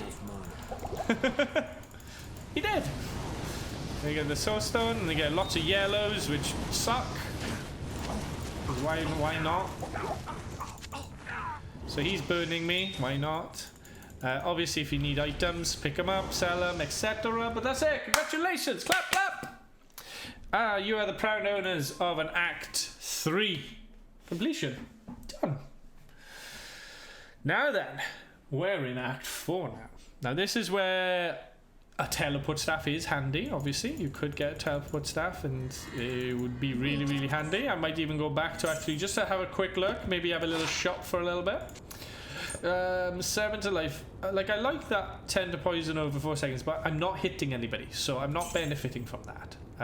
So I will get rid of that. I will sell that for the money, and I'll sell that as well. And then I'll keep the gems, and then all I'm looking for here now is to replace the healings with bigger healings, and probably grab a few more of these now, and a few more manas. There we go.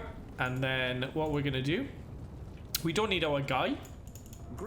Now this is where I'm going to lower things down. So I've been doing it all on players 5. I'm going all the way down to players 1 now, because I don't need a level up anymore, because I'm at level 25. It's perfect. I'm ready for Act 5 in good speed. I've got the Armin and the Ral. It's quite good. So same again, I could make a Ral helmet. If I get another Ral, it could be another double Ral. Really, really handy. Now, what we're going to look to do here is run quickly through the area, and before you know it, we'll probably be at Diablo. Act 4 is a weird one. Act 4 is such a quick map. So we are rushing through. So the main focus, you go here clockwise, stick to the edges, and then all we're doing is just dropping down our firestorm whenever we feel like it. It's not a big deal if you avoid so much of these, because ultimately, do we need the XP? Not quite yet. No, we're good. We got it. But if you guys are coming into this Act 4 at level 21, 22, yeah, focus on killing some of the groups. Get some XP from them. Go back to Act 3 and get them from Serena in the towers, in those tower areas. Focus on that and get yourself up. Here we go. So here's the entrance. We have to climb the stairs. Hopefully we can get all the way up the stairs. Yes, we do. Then there's a unique, even better. Kill those uniques. Any professional gamers in chat? Maybe. Who knows? Okay. So with this now, there's a couple of things. You hate these guys. Burning souls suck. We hate burning souls. Now, what you need to do with this, same again, I would recommend going around anti-clockwise, and you want to find this guy. You want to find Iswal. We find a Thull rune. Thank you. A Thull rune's actually a good drop. Ow, you're a bastard. Get off. Now, killing this guy earns you 2 skill points, which is freaking amazing. So, killing Iswal will get you 2 skill points. He's trapped. Is he trapped? No, he was trapped. It seemed like he was trapped. I'm a Metroid actor at the moment. Does that count as a professional? 100%, Pagora, 100%. And speedrun Sunshine, yeah. Dude, you're insane with speed. And which version of Sunshine do you have to play? Do you have to play the Japanese version for the extra speed? And look, his wall is literally just going to die. This flame attack is just amazing. And there we go. So, Iswal is dead. We speak to him. We pop back to town. Do it as quick as you can. Oblivion is his reward. And then you speak to Tyrael and he gives you 2 skill points. And then obviously can't put them into Fuchsia, which, you know, is not ideal. It would be good if we could, but we can't. So we put them into Firestorm, or you could put them into Volcano. So if you really wanted to get Volcano to be a skill for you to use, I would recommend going with that if you've maxed out Firestorm. But honestly, Firestorm is really, really good. They both give 12% fire damage. So if Volcano gave 15, I'd go Volcano. But they both give 12%. So Firestorm it is. There we go. So Max Roche points out, baby. You play an Italian version of the game. Nice. I'm third in my country at Tetris. Does that count? Nice, dude. Nice. Did you go to like an official Tetris competition thing? Ah, that's cool. Okay, so what we're looking for here is the exit to take us to the next area. So here we go, City of the Damned. So in the City of the Damned, we're looking for a fuser, basically. A fuser in the ground that is next to a warwick. So something like this, but there'll be a warp point right next to it. That will take you down to the River of Flame, and it will be the there we go, there it is, and there's the warp point. There you go, and there's the River of Flame. Happy days, done. Now then, I am going to hop out and I am going to get stamina potions. You know it. It's an online ranking. Oh, that's cool. What do you I was going to be saying if it would be quite cool if you could do it live. No. Okay, so Thalrune, there we go. I'm going to sell one of those. I'm going to sell that. And then stamina again. So same again. I want to be able to run for a while. I'm going to be getting into the Chaos Sanctuary, which means I'm running around as well. It's a fast Tetris, kind of fun game. So not official. Okay. So it's like a modded version that you're like the third in the country. Okay. That's cool. What about main Tetris then? Have you attempted to do the main Tetris? Okay, so build up your staminas again. Like I say, this is more how I'm playing right now. Like, you don't need to constantly do this. If you feel that you're confident with your fusers, then do that. Literally go for it. Use your speed.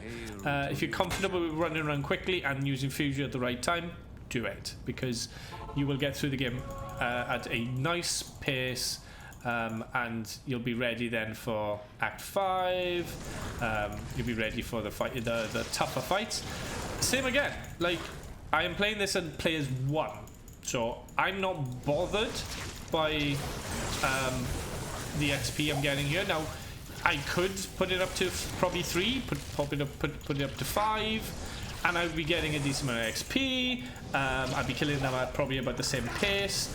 But at the moment, I'm happy to just basically just run it like this and deal with less damage.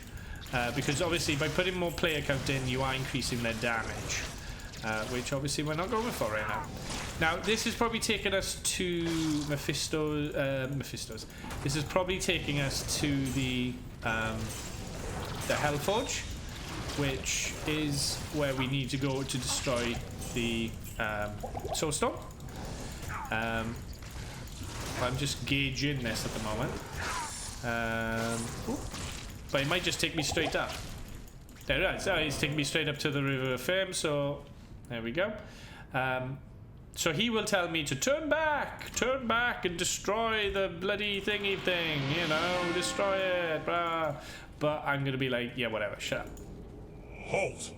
Before venturing into Diablo's lair, go to the Hellforge with Mephisto's Soulstone. Place the stone on the... Yeah, and destroy it. No. No, I ignore you, bitch. Don't tell me what to do.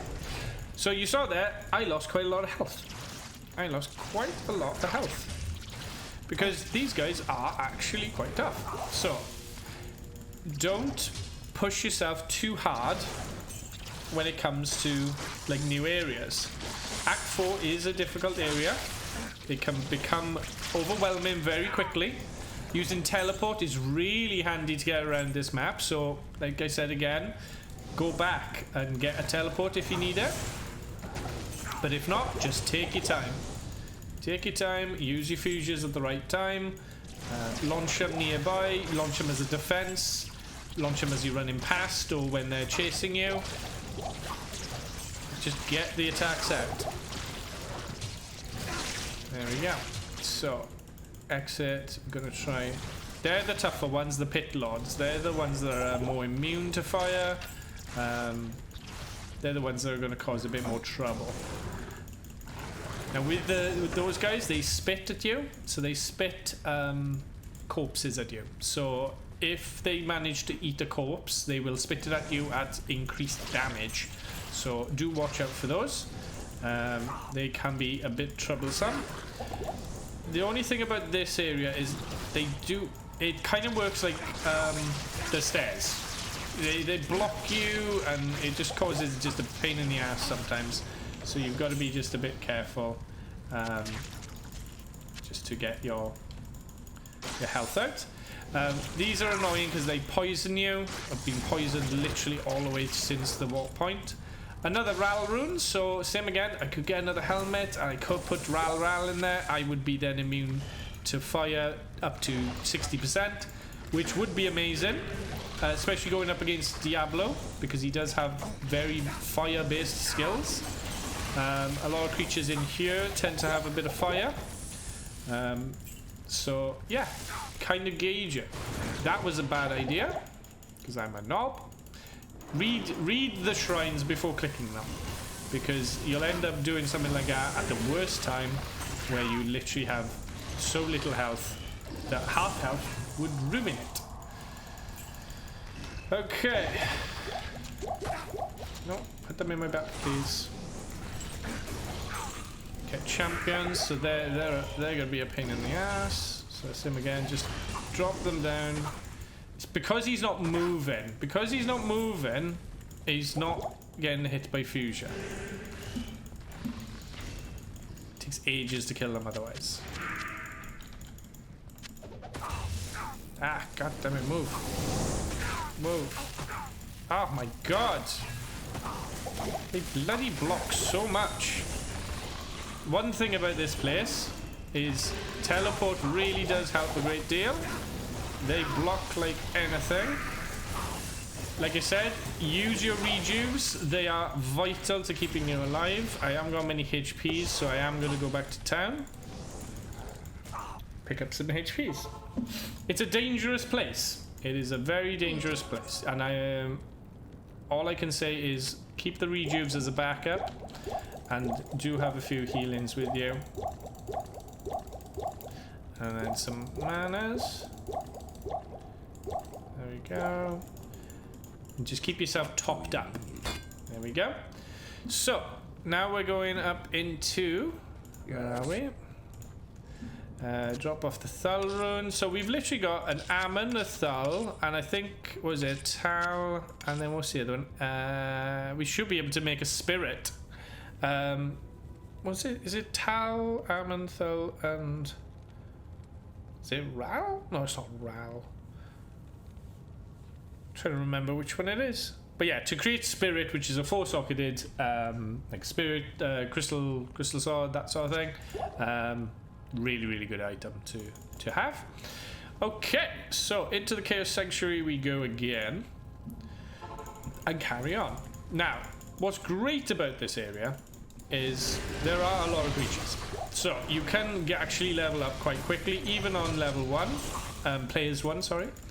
But you've just got to be able to decide whether you're rushing it or you're taking your time with it. Now, when you're going into these sections, your main goal is to destroy to open the 5 seals. Now, if you open all 5 seals and destroy the bosses that come out, then every creature in the map will disappear. But you need to kill. You need to kill the bosses that come out of them. That's the important part. That's the biggest part of it. So, sim again, put fusion down, get it down there. There we go. I can't carry. Can't carry anymore. Mana. Because those what is it? Those red guys, they the red guys, they drain your mana. Okay, so this is where the main first boss comes. There he is. So these guys are immune to... Not immune, but they are strong to fire. So same again, you want to just run them around a bit, get them to run into the fuchsia, and then they will die. Plenty there. There we go. So first boss, mini boss down. It's basically got one up the northeast and then one to the like west area. Same again, if you want to get overcrowded you can, but remember, fuchsia is an area of effect attack. It is perfect for dealing damage to these sort of creatures. Use the area to your advantage, use the attack for the right reasons. It's not a single shot attack, so gather them into groups. Gather them into groups, make them run into your attack, and you will be golden. There you go. Same again, watch out for the mana steals, they're an absolute pain in the ass. That red thing following, that red thing is basically a mana steal. If that hits you, you will lose mana. It's an absolute ball ache, but hey, we all get our things to get through these fights. Okay, so here comes the first like bigger guy. So we just do the same with this guy, group them together, drop them down, put it under him, he burns, he actually owies, and then he should disappear into a ball of flames. And there we go. Overburdened all the time. There we go. And then we just want to pick up some greater healings. Thank you. Now, we're on to the next one. Over we go. And then this is the last little boss. So, little trick for you guys. If there's a lot of creatures, you can do this. You can literally open one of the seals, try and avoid these guys, and then kill that blue one. Kill that blue one there. If you kill him, everything dies. Open all the seals, kill the blue one, and then Diablo literally spawns. He is immune to fire, which obviously is a problem for us. Now there's a couple of ways to deal with this. If he's immune to fire, we can use our skill Molten Boulder, which I will try. Where is it? So how is that doing? Not great. So our best option is probably get our mercenary. So I'll go up, I'll get my mercenary. I'll just do this first. There we go. What do you need? Okay. I'm probably going to drink some thawing so I don't get frozen all the time, because they're a pain in the backside for that. Okay, and then we'll go and get my mercenary. He can do the work then to kill him, because he's fire immune, which is no good for my fuchsia. So, get my guy back into the portal.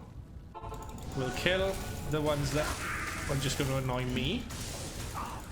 There we go. And now he should finish him off quite quickly. Well done, my friend. And now the floor is going all red.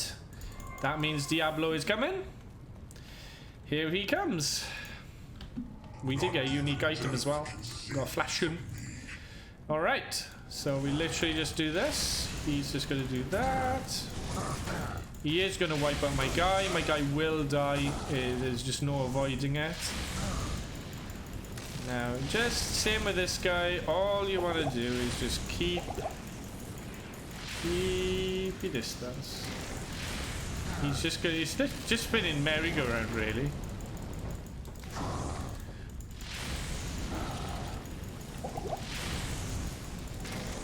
Now, sometimes he will catch you, so you just got to be careful. But that's it. Literally, just get your flame on the floor. He is obviously very resistant to fire. He is Diablo, so the attack that he does there, which is the lightning, it isn't actually lightning. It's actually fire and physical. So it looks like lightning, but it's not. So if you're like, I got 75 lightning, how is he killing me? It's because it's fire and physical. Okay, it's the same again. Obviously just pop it down where you can, drop the fire flames down. Hopefully if he moves, he'll do... It's just because he's standing still I'm not getting as much. Like I said, having rejuves is a lifesaver if you see your health go down really quickly. You should be dead in a sec. And there we go. He's dead. Congratulations, everybody! Give yourself a clap, clap. Act 4. You are the proud owners of Act 4. Well done to you. I am very, very proud of you. We have picked up a Cathans. And we picked up a 23% cold resist. It's giving me all the cold resistances at the moment, which is better than this one. So even though this one's got like Nova and some mana and damage reduced, I prefer to have a bit more cold resistance. So I'm going to go with that. And there we go. I will drop this one out as well. And I have got a Gleam Scythe, which is, you know, it's an okay weapon. Yeah, it's unique. So now we speak to Kain. Kain is happy. Tyrael's happy. Tyrael sends us to Haragoth, which we're very happy about as well. Belt-wise, obviously we gotta wait until we can get a 4. I don't want to gamble. I want these and these, please. And then all I'm doing is popping these in here. There we go. And away we go. Still control the problem. Oh no, because hopefully you guys sorted, buddy. Okay. Congratulations, we're into Act 5. Now, as you know, we're not below level 25, meaning that we will gain the maximum amount of XP in Act 5, which is fantastic. We will not be punished. Oh, well, hopefully it's a read. That'll work for you. So, Act 5, our main goal is to get through the main first section up to Shenk, destroy him, so we get a quest sorted. We are currently level 26, so that's perfect. We still can go and destroy Mephisto's Soulstone if we want, which will give us some gems and some, what do you call it? Unique items. Some runes, sorry. Drop off the cash. So we got 100 grand. 100 grand, that's not too bad. We could get our guy if we wanted, but don't really need it. Don't need to waste the money. And let's go. Into the bloody foothills we go. Nothing will stand in my way. He's so proud. There we go. Like you said, you can stop and kill things to save the barbarians if you want to, but honestly, it's a bit of a waste of time because they will die. They always die. They are not strong enough, and they don't do anything by saving them. So, all we're aiming to do is just get through the section. It always this map always goes the same way. It goes northwest. Kill this. You can kill this guy. He's unique. There we go, and he'll drop some potions and shit. There we go. He does slow you down though, which is a pain. There we go. As you can see, like the XP is actually quite good. Even like killing these guys, getting a little bit of XP. Very good luck with the rest of the run. Thank you, Isuri. Thank you, my friend. We are literally in the last act. And the Druid Elemental has been very, very good. Very, very pleased with the progress of it. He's leveled up probably the best out of all the characters that we've done so far, out of the Amazon, Assassin, and the Druid. The Druid has probably been the fastest to get to the levels anyway. Maybe not the fastest, like maybe finish time, I don't know. But we're not going like full like speed run sort of thing. We're just going, get through normal safely.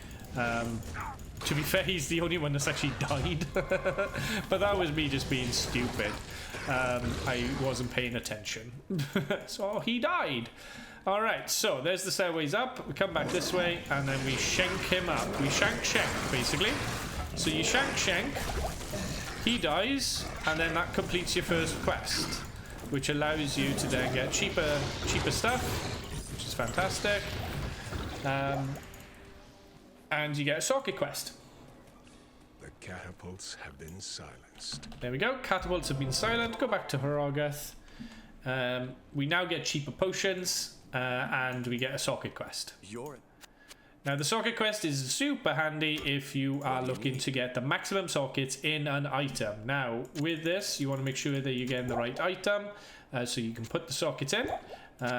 So, for example, if you want to make a spirit and you want 4 sockets in a crystal sword, you need to make sure that the crystal sword has come from the cow level, the normal cow level. It guarantees the level is high enough to allow it to have 4 sockets and not 3 sockets.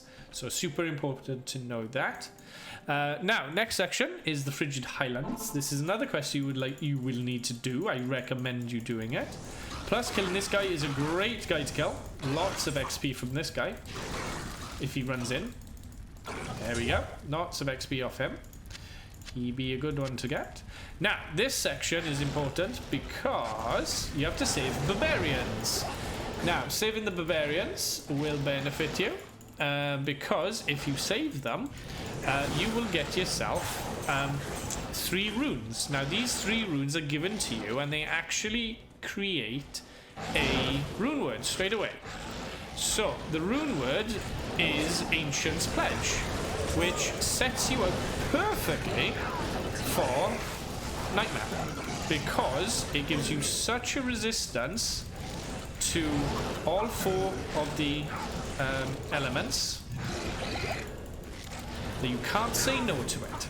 So what you need is a you do need a 3-socketed shield. So like I said earlier in the run through, is you want to make sure that you pick up a 3-socketed shield. Over here. There it is. So we just break the door there. There we go. You gotta make sure that they're close to the gate as well. For some reason he's just being a... Yeah, I know. I know. They're glitching now. There we go. So you need to be nearby so the portal actually spawns for them. It's very, very picky. Very picky. They're very picky. But, so there's 3 there's basically 3 palisades protecting barbarians. 2 at the front, and then there should be one like further ahead. So let's have a look.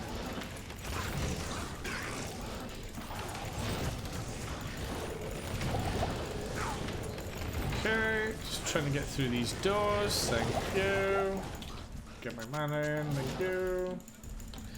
Okay, so the next one should be up here. Where are we? Okay, so the next one should be up here somewhere. Let's have a look. Nothing there. So it might be over here. Is it there? Maybe. Who knows? There it is. There we go. Okay, so that is it. All the barbarians have been saved. We can now move on to the next section. Fantastico. So you're literally just going all the way to the end, and then you should come to like a staircase. There it is, but where there's a guy up there. He's dead, because you know, lots of rejuves. We'll take the rejuves, thank you. Now we're moving into the new area, which is Area Plateau. Now, if you're lucky enough to find a warp point, great. Good XP to be had here as well, like literally killing these guys. Same again, you don't, with this build, it's perfect for just like hit and runs. Hit and runs, just launch your fuchsia, and then just keep running. Now, stamina is obviously running low on me at the moment, so I will probably go back to town in a sec. There we go. So let's go back to town and get a few staminas, methinks. Just so I can run a bit faster. Now I can go speak to Qualkek, who's the mercenary guy, and he will give me the 3 runes. A druid in Aragath. Have things truly come to this? After the Mage Wars, I assumed druids would never be seen in Haragath again. You take a big chance coming here. To be honest, I have never been comfortable with your shape-shifting kind. But I do respect your search for balance and peace. So if you trust us enough to enter our gates, I trust you enough to let you stay. He's good. So, we have now got this. So, it's Ral Ort Tal. You put this in a 3-socketed shield, and it will provide you with the Ancient's Pledge, which is an absolute OP item for going into Nightmare, preparing you for the difficulty that is ahead. So yeah, I recommend that wholeheartedly. Obviously, I'm using a 2-handed weapon right now, so I'm really not going to go down that route. Now, I'm going full on stamina again, just so I can run through the next sections, because a lot of it you don't need to do. But same again, they are quests. If you want to do the quests, do the quests. They will get you XP, because there's going to be creatures that you need to go and get past and kill, and different sections of the game. Why not do it?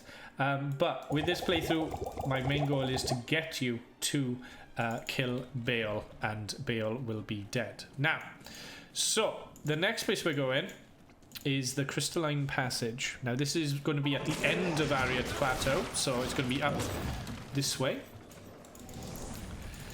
I'm going to try and break the door down. Got it. Antlers. Antlers are worth picking up. Summon Dire Wolf with 3 sockets. So if I wanted to go down a summon druid, this would be lovely. I could have a dire wolf for free, and I would have 3 sockets to put whatever skills I wanted into them. So that's quite cool for a summon druid, which, hey, we may end up doing at some point in the future. At the moment, I'm working through each of the characters with 1 build. There we go. I found the warp point, which is quite nice. I don't often find that one. That one usually eludes me. So let's get the flames going. That's it. We're literally just going northwest-ish. Right to the end, and you'll come across a character that is cursed. He's the one you want to kill. He should be around here somewhere. There he is. Thresh socket. He's the one you want to kill, and he's dead. Happy days. Light plate, that could be good for your mercenary, maybe. 159, 16 lightning. That could be worth money as well. So same again, worth checking and picking up if you want. Same with this now. You want to go clockwise. Now these guys are a little trickier. They will hurt because they are bloody moon knights or moon lords. That's it. So I had to use my rejuve there to save me, because they got their hits on me. Now the druid does suffer from bad frames.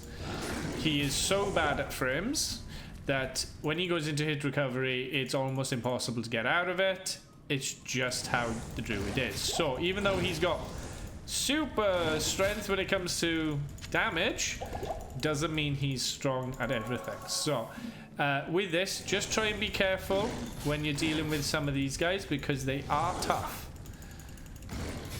There we go. So we're aiming basically, if I can find the warp point, that's fantastic. If we can find the glacial trail, so we do need to go there at some point, definitely. But the main goal here is the warp point, and then the I can't remember what it's called. It's like the icy trail or something like that. It's basically a little cave. Ice cavern? No. Frozen river? Something like that. Oh, same again. They got their attacks in. Like, those attacks are deadly. But literally, I wipe them out otherwise. I absolutely wipe them out. But very important that whenever you get a rejuve, do pick it up, because it can literally be the difference between dying and surviving. And I've definitely found that. Oh, okay, so these guys are a little tougher, so I'm being a bit more cautious with these ones. Because once they get their attacks in. There we go. Spirit Mask, that could be worth it for me. Spirit Mask is... I said the real. Solar Creeper? Nope.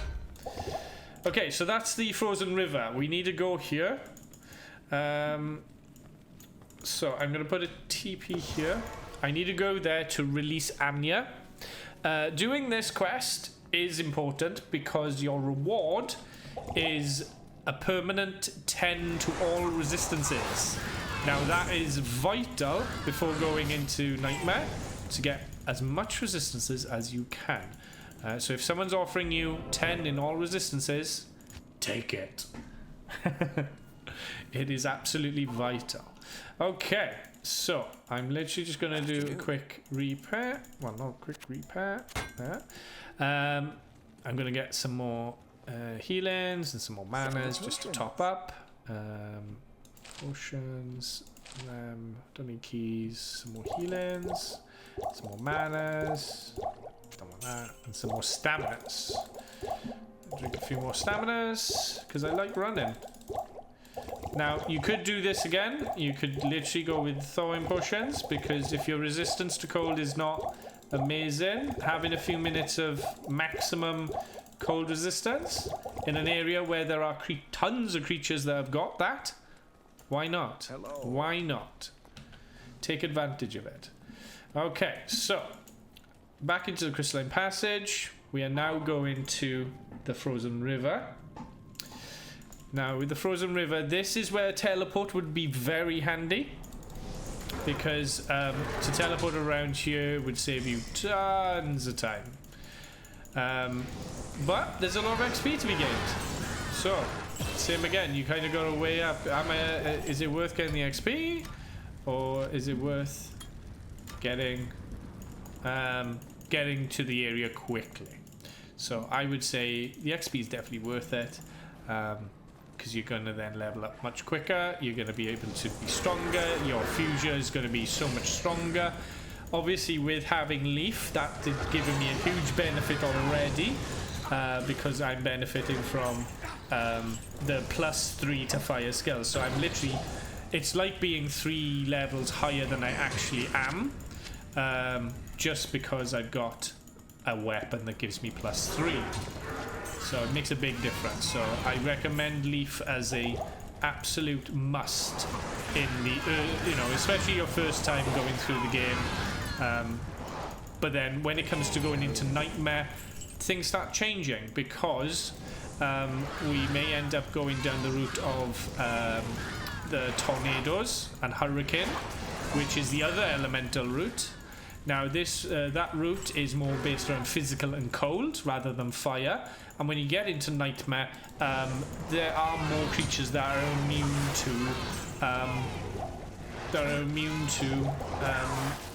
fire. So it's something to consider whether you do go down that route. I'm going to identify that. 22 to life. That's a nice little charm. Is it worth the 3 spaces? Probably not, but I'll take it for now. So we're basically trying to go around the map here, trying to find when my quest log updates. When the quest log updates, it means you're close. You're close to... There it is. Quest log's just updated. We're near the abominable snowman creatures, which are the ones that give you the... give you access to what do you call it, Bob? Anya. So I don't know if it's up here they are. Yeah, there they are. So literally again, you want to just drop the flames down. There we go. And there we go. All dead. Happy days. And then speak to her. She goes, oh, this bloody, he did it. That skeleton bastard, he did it. You speak to Mala. She drops you a potion, which obviously you need to have. There we go. And then you go back. And then you speak to Lady. It freezes, unfreezes her. You then need to... I don't know why I drank the bigger one then, but it'll do. There we go. Back to Horogeth. And now you speak to Mala again. Mala will then give you a scroll. Thank you. Which, if we have a look here, my stats are 49, 0, 85, and 30. I have that. I have 59, 10, 85, and 40. Perfect. Now remember, obviously, that 85 cold is purely from me drinking those thawing potions earlier. So bear that in mind. That is not my consistent cold immunity. Or cold resistance rather than immune. I'm not absolutely immune to it. But that's that quest done. You go to speak to Anya. Anya then opens up a portal to go and kill Neelathak. Now, she's given me a lightning resist 2-socketed helmet, which I will take up because it's giving me lightning resist, which I have none. Plus, I can put two. I could put two. What do you call it? I could put 2 Rals in. I could put a Thull in, which will give me cold immune. Yeah, an Ort will give me lightning, so I could have basically. So at the moment, so if I took my helmet off, I've had 29 fire. So if I put Ral in, that takes me up to 59, and I could put the Ort in. And there we go. I am now, as a druid with no shield, I have got 59 fire, 62 lightning, 85 cold, but that should drop down to about, I think, 50s or 60s, and 40 poison. So I'm actually doing all right with my resistances now. Don't know why I dropped that, but it did. Try to deposit. There we go. Now, we've done the frozen river. We need to go to the glacial passage. Crystalline passage, and then we need to go back to that exit that we found earlier right at the start, which was the glacial trail. So we need to run up that, because there on the map on the right over here, that was the frozen river where we just went. We are now going up to the top now up here, which was the glacial trail, which is the next section. It's a very similar area to this. Same again. You don't need to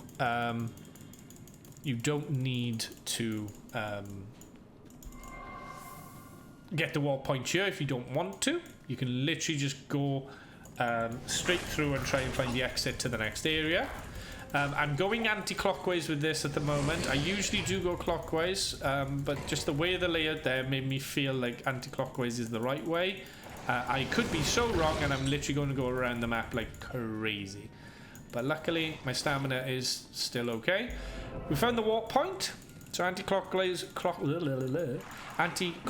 did work quite well for this time. Let's see if it benefits us as we go on here. We found the throne room with what do you call it? A super chest and a unique. So we'll kill him. There we get the XP. Thank you. So it's a little throne room if you want to get super chest. Same again. You could do players 8 once everybody's dead there, so you can get the full potential of the super chest. But yeah, I'm literally just running past things. Just literally run past, activate your skill. Run past, activate the skill. And like it's literally allowing me to do most of this quite easily. That is another area if you want to go to kill some uniques. But like I said, the XP you're just getting from just running through versus killing tougher creatures, I'd rather go with the faster and killing lower XP, because you will benefit so much more from that than you would from fighting someone where it's going to take you like 5 minutes to kill it. I'd rather kill smaller creatures with lower XP faster. There we go, Frozen Tundra. Same again with this. Frozen Tundra, you don't need to be here for anything specific. There's no quest here. The only thing you're hoping to do here is escape as best you can. Trying to escape here. Let me through the door. Let me through the door. The one thing about like getting a good weapon. You could bloody break down doors, but flame is...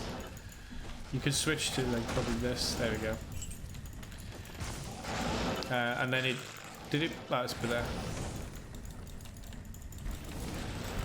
There we go. So use your other skills as well. Like if Fuchsia's not doing it for you, use your other spells.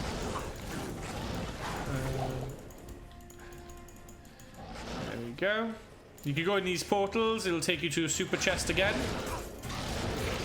Another thing to often do. Just try and find an exit here. There we go.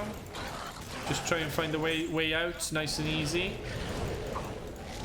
Same again. Just run past and put your Fuchsia down. That's gonna be just into a dead end. And they're just blocking the way. Of course you are. Anything up here? Should be a way out, maybe. There we go. There's a doorway there. There we go. Break the door down.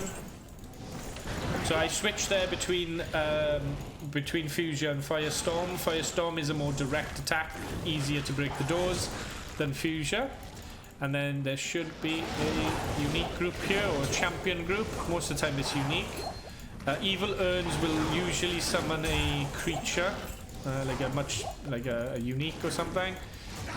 In most cases, all you want is to do this.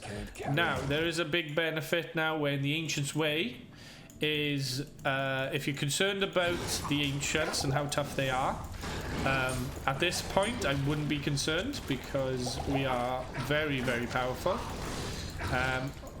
Wouldn't have been good if I died there, would it? Basically, you want to find the warp point for the Ancients' Way in most cases. I am probably going to try and skip it. Or I'm going to, if I find it, I find it. If I don't, I'm just going to go straight up. But for your own security, I would say probably pick up the warp point, just so it gives you a chance to take your time with it and deal with the Ancients. And at least then, if you died at the Ancients, you've only got to go from the warp point to the Ancients' Way rather than running basically from where I am, which is the Crystalline Passage. So, but another way around that, if you're feeling confident or not confident, pop a TP down. Seriously, a TP will help you, even if it's in a random location. Especially if I was to like die like now or something, I'm pretty close to my body. And there's the Ancients' Way. There we are, Ariat Summit. So this is where you fight the Ancients. Now these guys, The summit of Mount Ariat. these are the three of the fun guys. Now, with my spell, Fuchsia, I do 500 damage. It's going to wipe them. Absolutely wipe them out. So all you do is just get them to run through your attacks. And anytime I feel like I'm gonna lose too much health, I got a rejuve. Mardak's nearly dead. Mardak is literally dead. Korlik is nearly dead. And Talik is nearly dead. It is literally game over for you, buddy. See you later. And that's an instant level up. And there we go. That is amazing. We have finally hit 400 health as well. And Fuchsia has now finally reached level 20, which technically means Fuchsia is level 17 at the moment. So we still have 3 more levels to go with Fuchsia before it's reached its max level. And we've almost leveled up again, so that has really paid up quite well. Into the Worldstone Keep we go. There we go. Now this is probably the one that I will be looking for. I will be looking for Worldstone Keep level 2. I will be looking for that one because that means that I can still do Baal runs. It means I'll know the map. And this is why you'll see me spend a bit more time here. Plus these creatures do give a lot of XP. There is a higher level, a higher what do you call it, dungeon level than most of Act 5. This is the highest one, going through normal, nightmare and hell. It is obviously a more dangerous place. The creatures here are more powerful. But same again, I'm only playing on players 1 at the moment. I could probably take it up a little bit higher, but I'd rather not take the increased damage. I am still level 28, which is massive, considering I think I completed the Amazon Boazon at level 26. I actually killed Baal at level 26, and the Assassin got to 30. So the Druid could be in between both of them, and we could be killing Baal at 29 or 28 or 29. I'm going to say it's 29 because I've nearly leveled up again. And here we go. Here's the exit. You want to look for this red area here, and Worldstone Keep 2. So I'm going to go clockwise. So clockwise from the entrance. Let's see here, bone shield. That could be a three-socketed bone shield. Don't know, but we'll have a look. It's one socket. That's fine. If it was 3 sockets, I could make an Ancient's Pledge. But the best shields to put in for like Ancient Pledge and things like that would probably be a kite shield or maybe a large shield.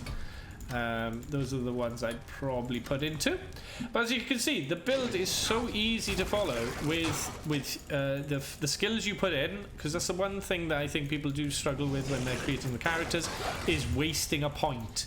With this build, there is no wasting points, especially from going through from normal. Doing Act 1 to Act 5, you're very unlikely to mess up the points and waste them and have to do a reset early. So we may potentially be going through Nightmare and we'll still be fine. And then when we get through a bit further in Nightmare, where fire is really not doing well anymore, and I'm even on players 1 and I'm struggling, we will then do a reset at that point, and then that will give us a chance to actually use the new skills, the cold and the physical. So there we go, we found the warp point, which is great. We now need to find the exit, which will be hopefully nearby. Okay, so away we go. So still again, I'm going clockwise, keep into the wall, just follow the wall around until you find the red, another red area. Now this red area will take us down to level 3, then level 3 will take us down to the World Stone itself. So we want to keep get a few of those. Might actually be level 30 by the time we kill Baal. There we go. So World Stone Keep level 3, here it is.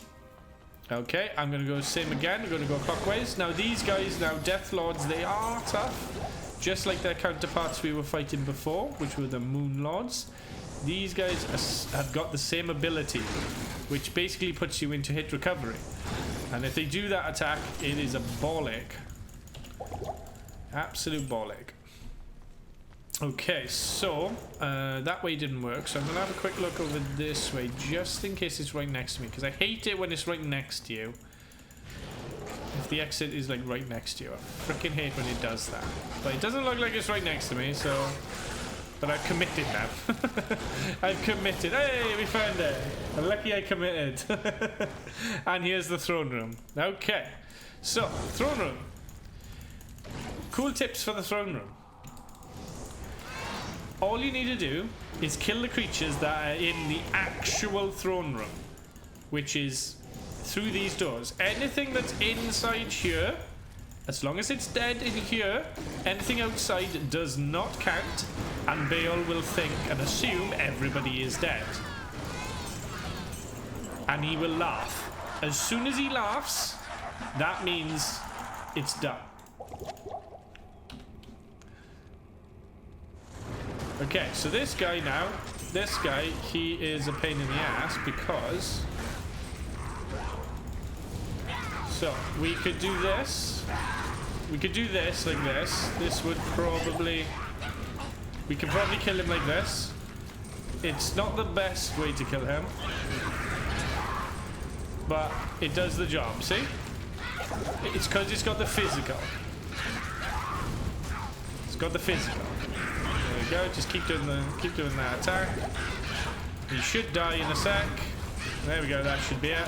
There we go, he's dead. Now he was immune to fire, and we managed to kill him, which is awesome. Now I do need some manners, so I am going to get back. So that's the only one that really is a bit of a problem. Now I am going to show you something. I'm going to show you how much XP you can actually gain from the final boss. Well, not final boss, but not Baal himself. But so I'm going to go with as much stamina as I can.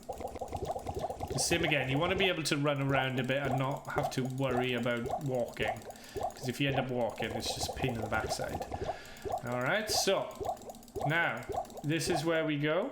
This is what we do. This is what we do.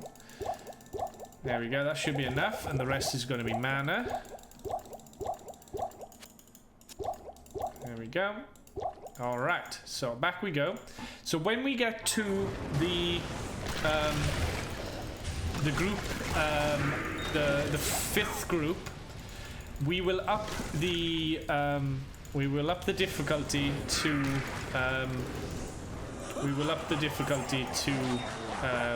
7.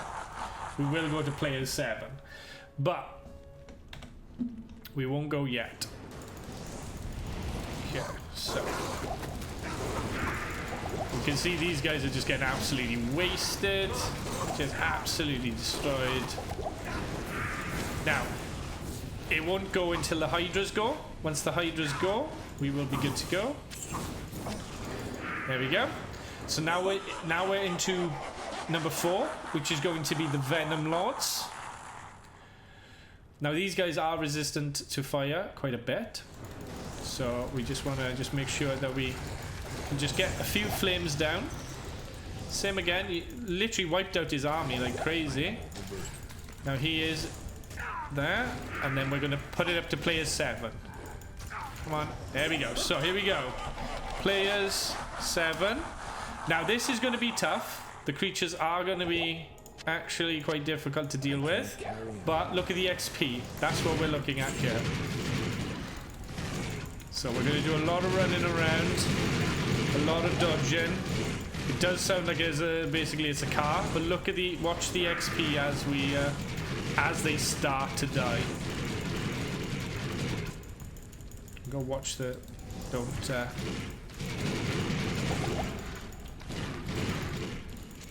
because they are quite tricky.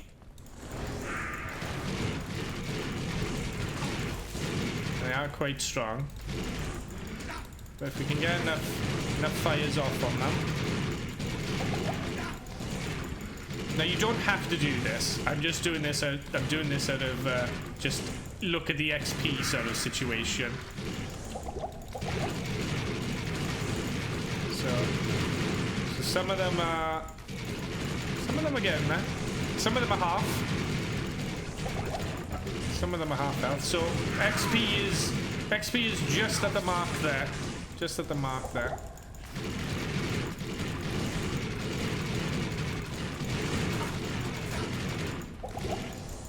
There we go then. Watch it bounce.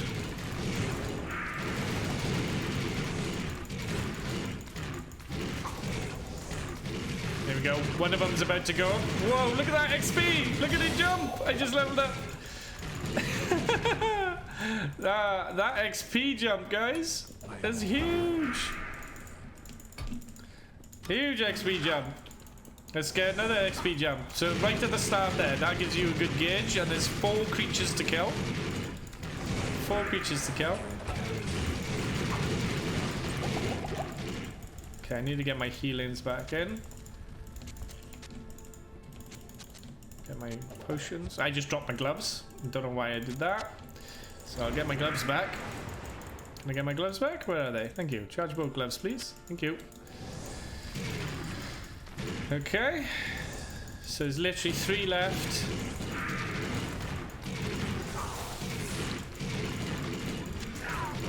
Oh, oh, oh. Watch out for that recovery. And there we go.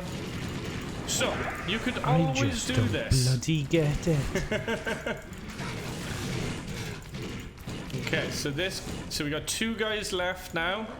We've already leveled up. For some reason, Baal actually thinks they're all dead. So Baal is actually going to run off now, I think. So we just need to just deal with these guys now. Oh no, he doesn't. Oh, that's weird. He laughed, but...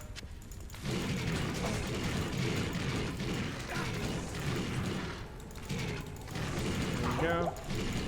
Gonna run out of stuff. Ooh.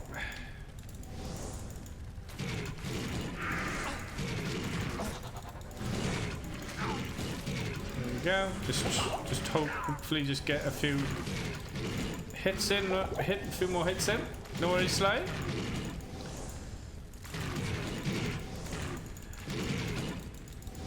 And I'd rather do this just so you guys could just see how much XP you can gain. And this is me at level... What was it? Oh, there you go. Baal has left. He's left his minions. So I can go and fight Baal right now, but I am going to kill these guys just because it's just fun seeing how much XP you can actually gain if you put the gameplay up a bit. So I'm just going to...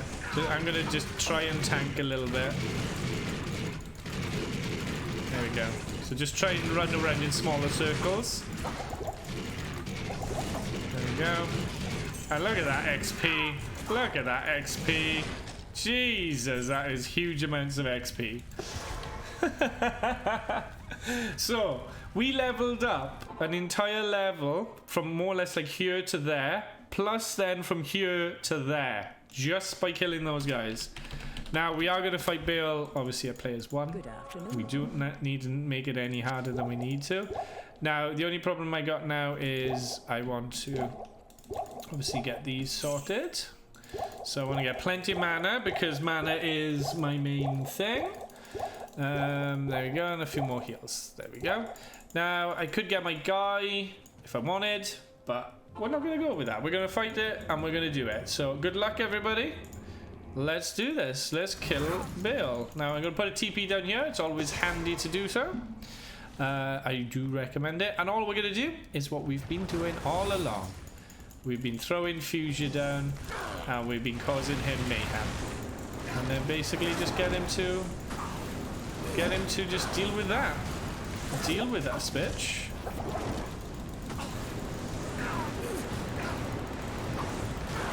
That's it, just stand on my Fuchsias. Stand on my Fuchsias. Now, he does summon his little bastard friend.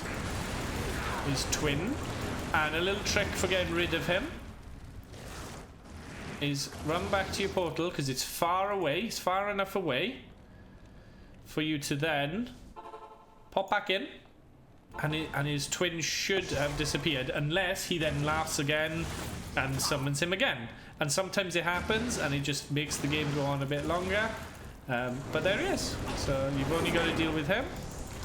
The main thing is you want him to be moving. There we go. That's what you want. You want him to just move over your Fuchsias. If he moves over your Fuchsias, you're onto a winner. There we go. So he's done that now. We're in a good position here, as long as he doesn't come over. Oh, he is coming over then. It's not ideal. That's not ideal. That's fine. That's fine. We're good. We're good. So we just get some heals in. Get some manas in. There we go. Get some heals. Just stock them up. There we go. Just drop down your... Just cast as much as you can. There we go. So as you can see, his twin disappeared because I think we went far enough away that stopped him. And then all you're doing is just getting your Fuchsias out, and we could be the proud owners of another level up. And oh, he's going crazy on that spell. Now that spell there is a mana drain. It drains your mana, but no problem. I got tons of it. Tons of mana. Just keep him going. He's brought his guy. Now his little guy is weaker though. So there you go. His guy died. That's how strong he is versus actual Baal.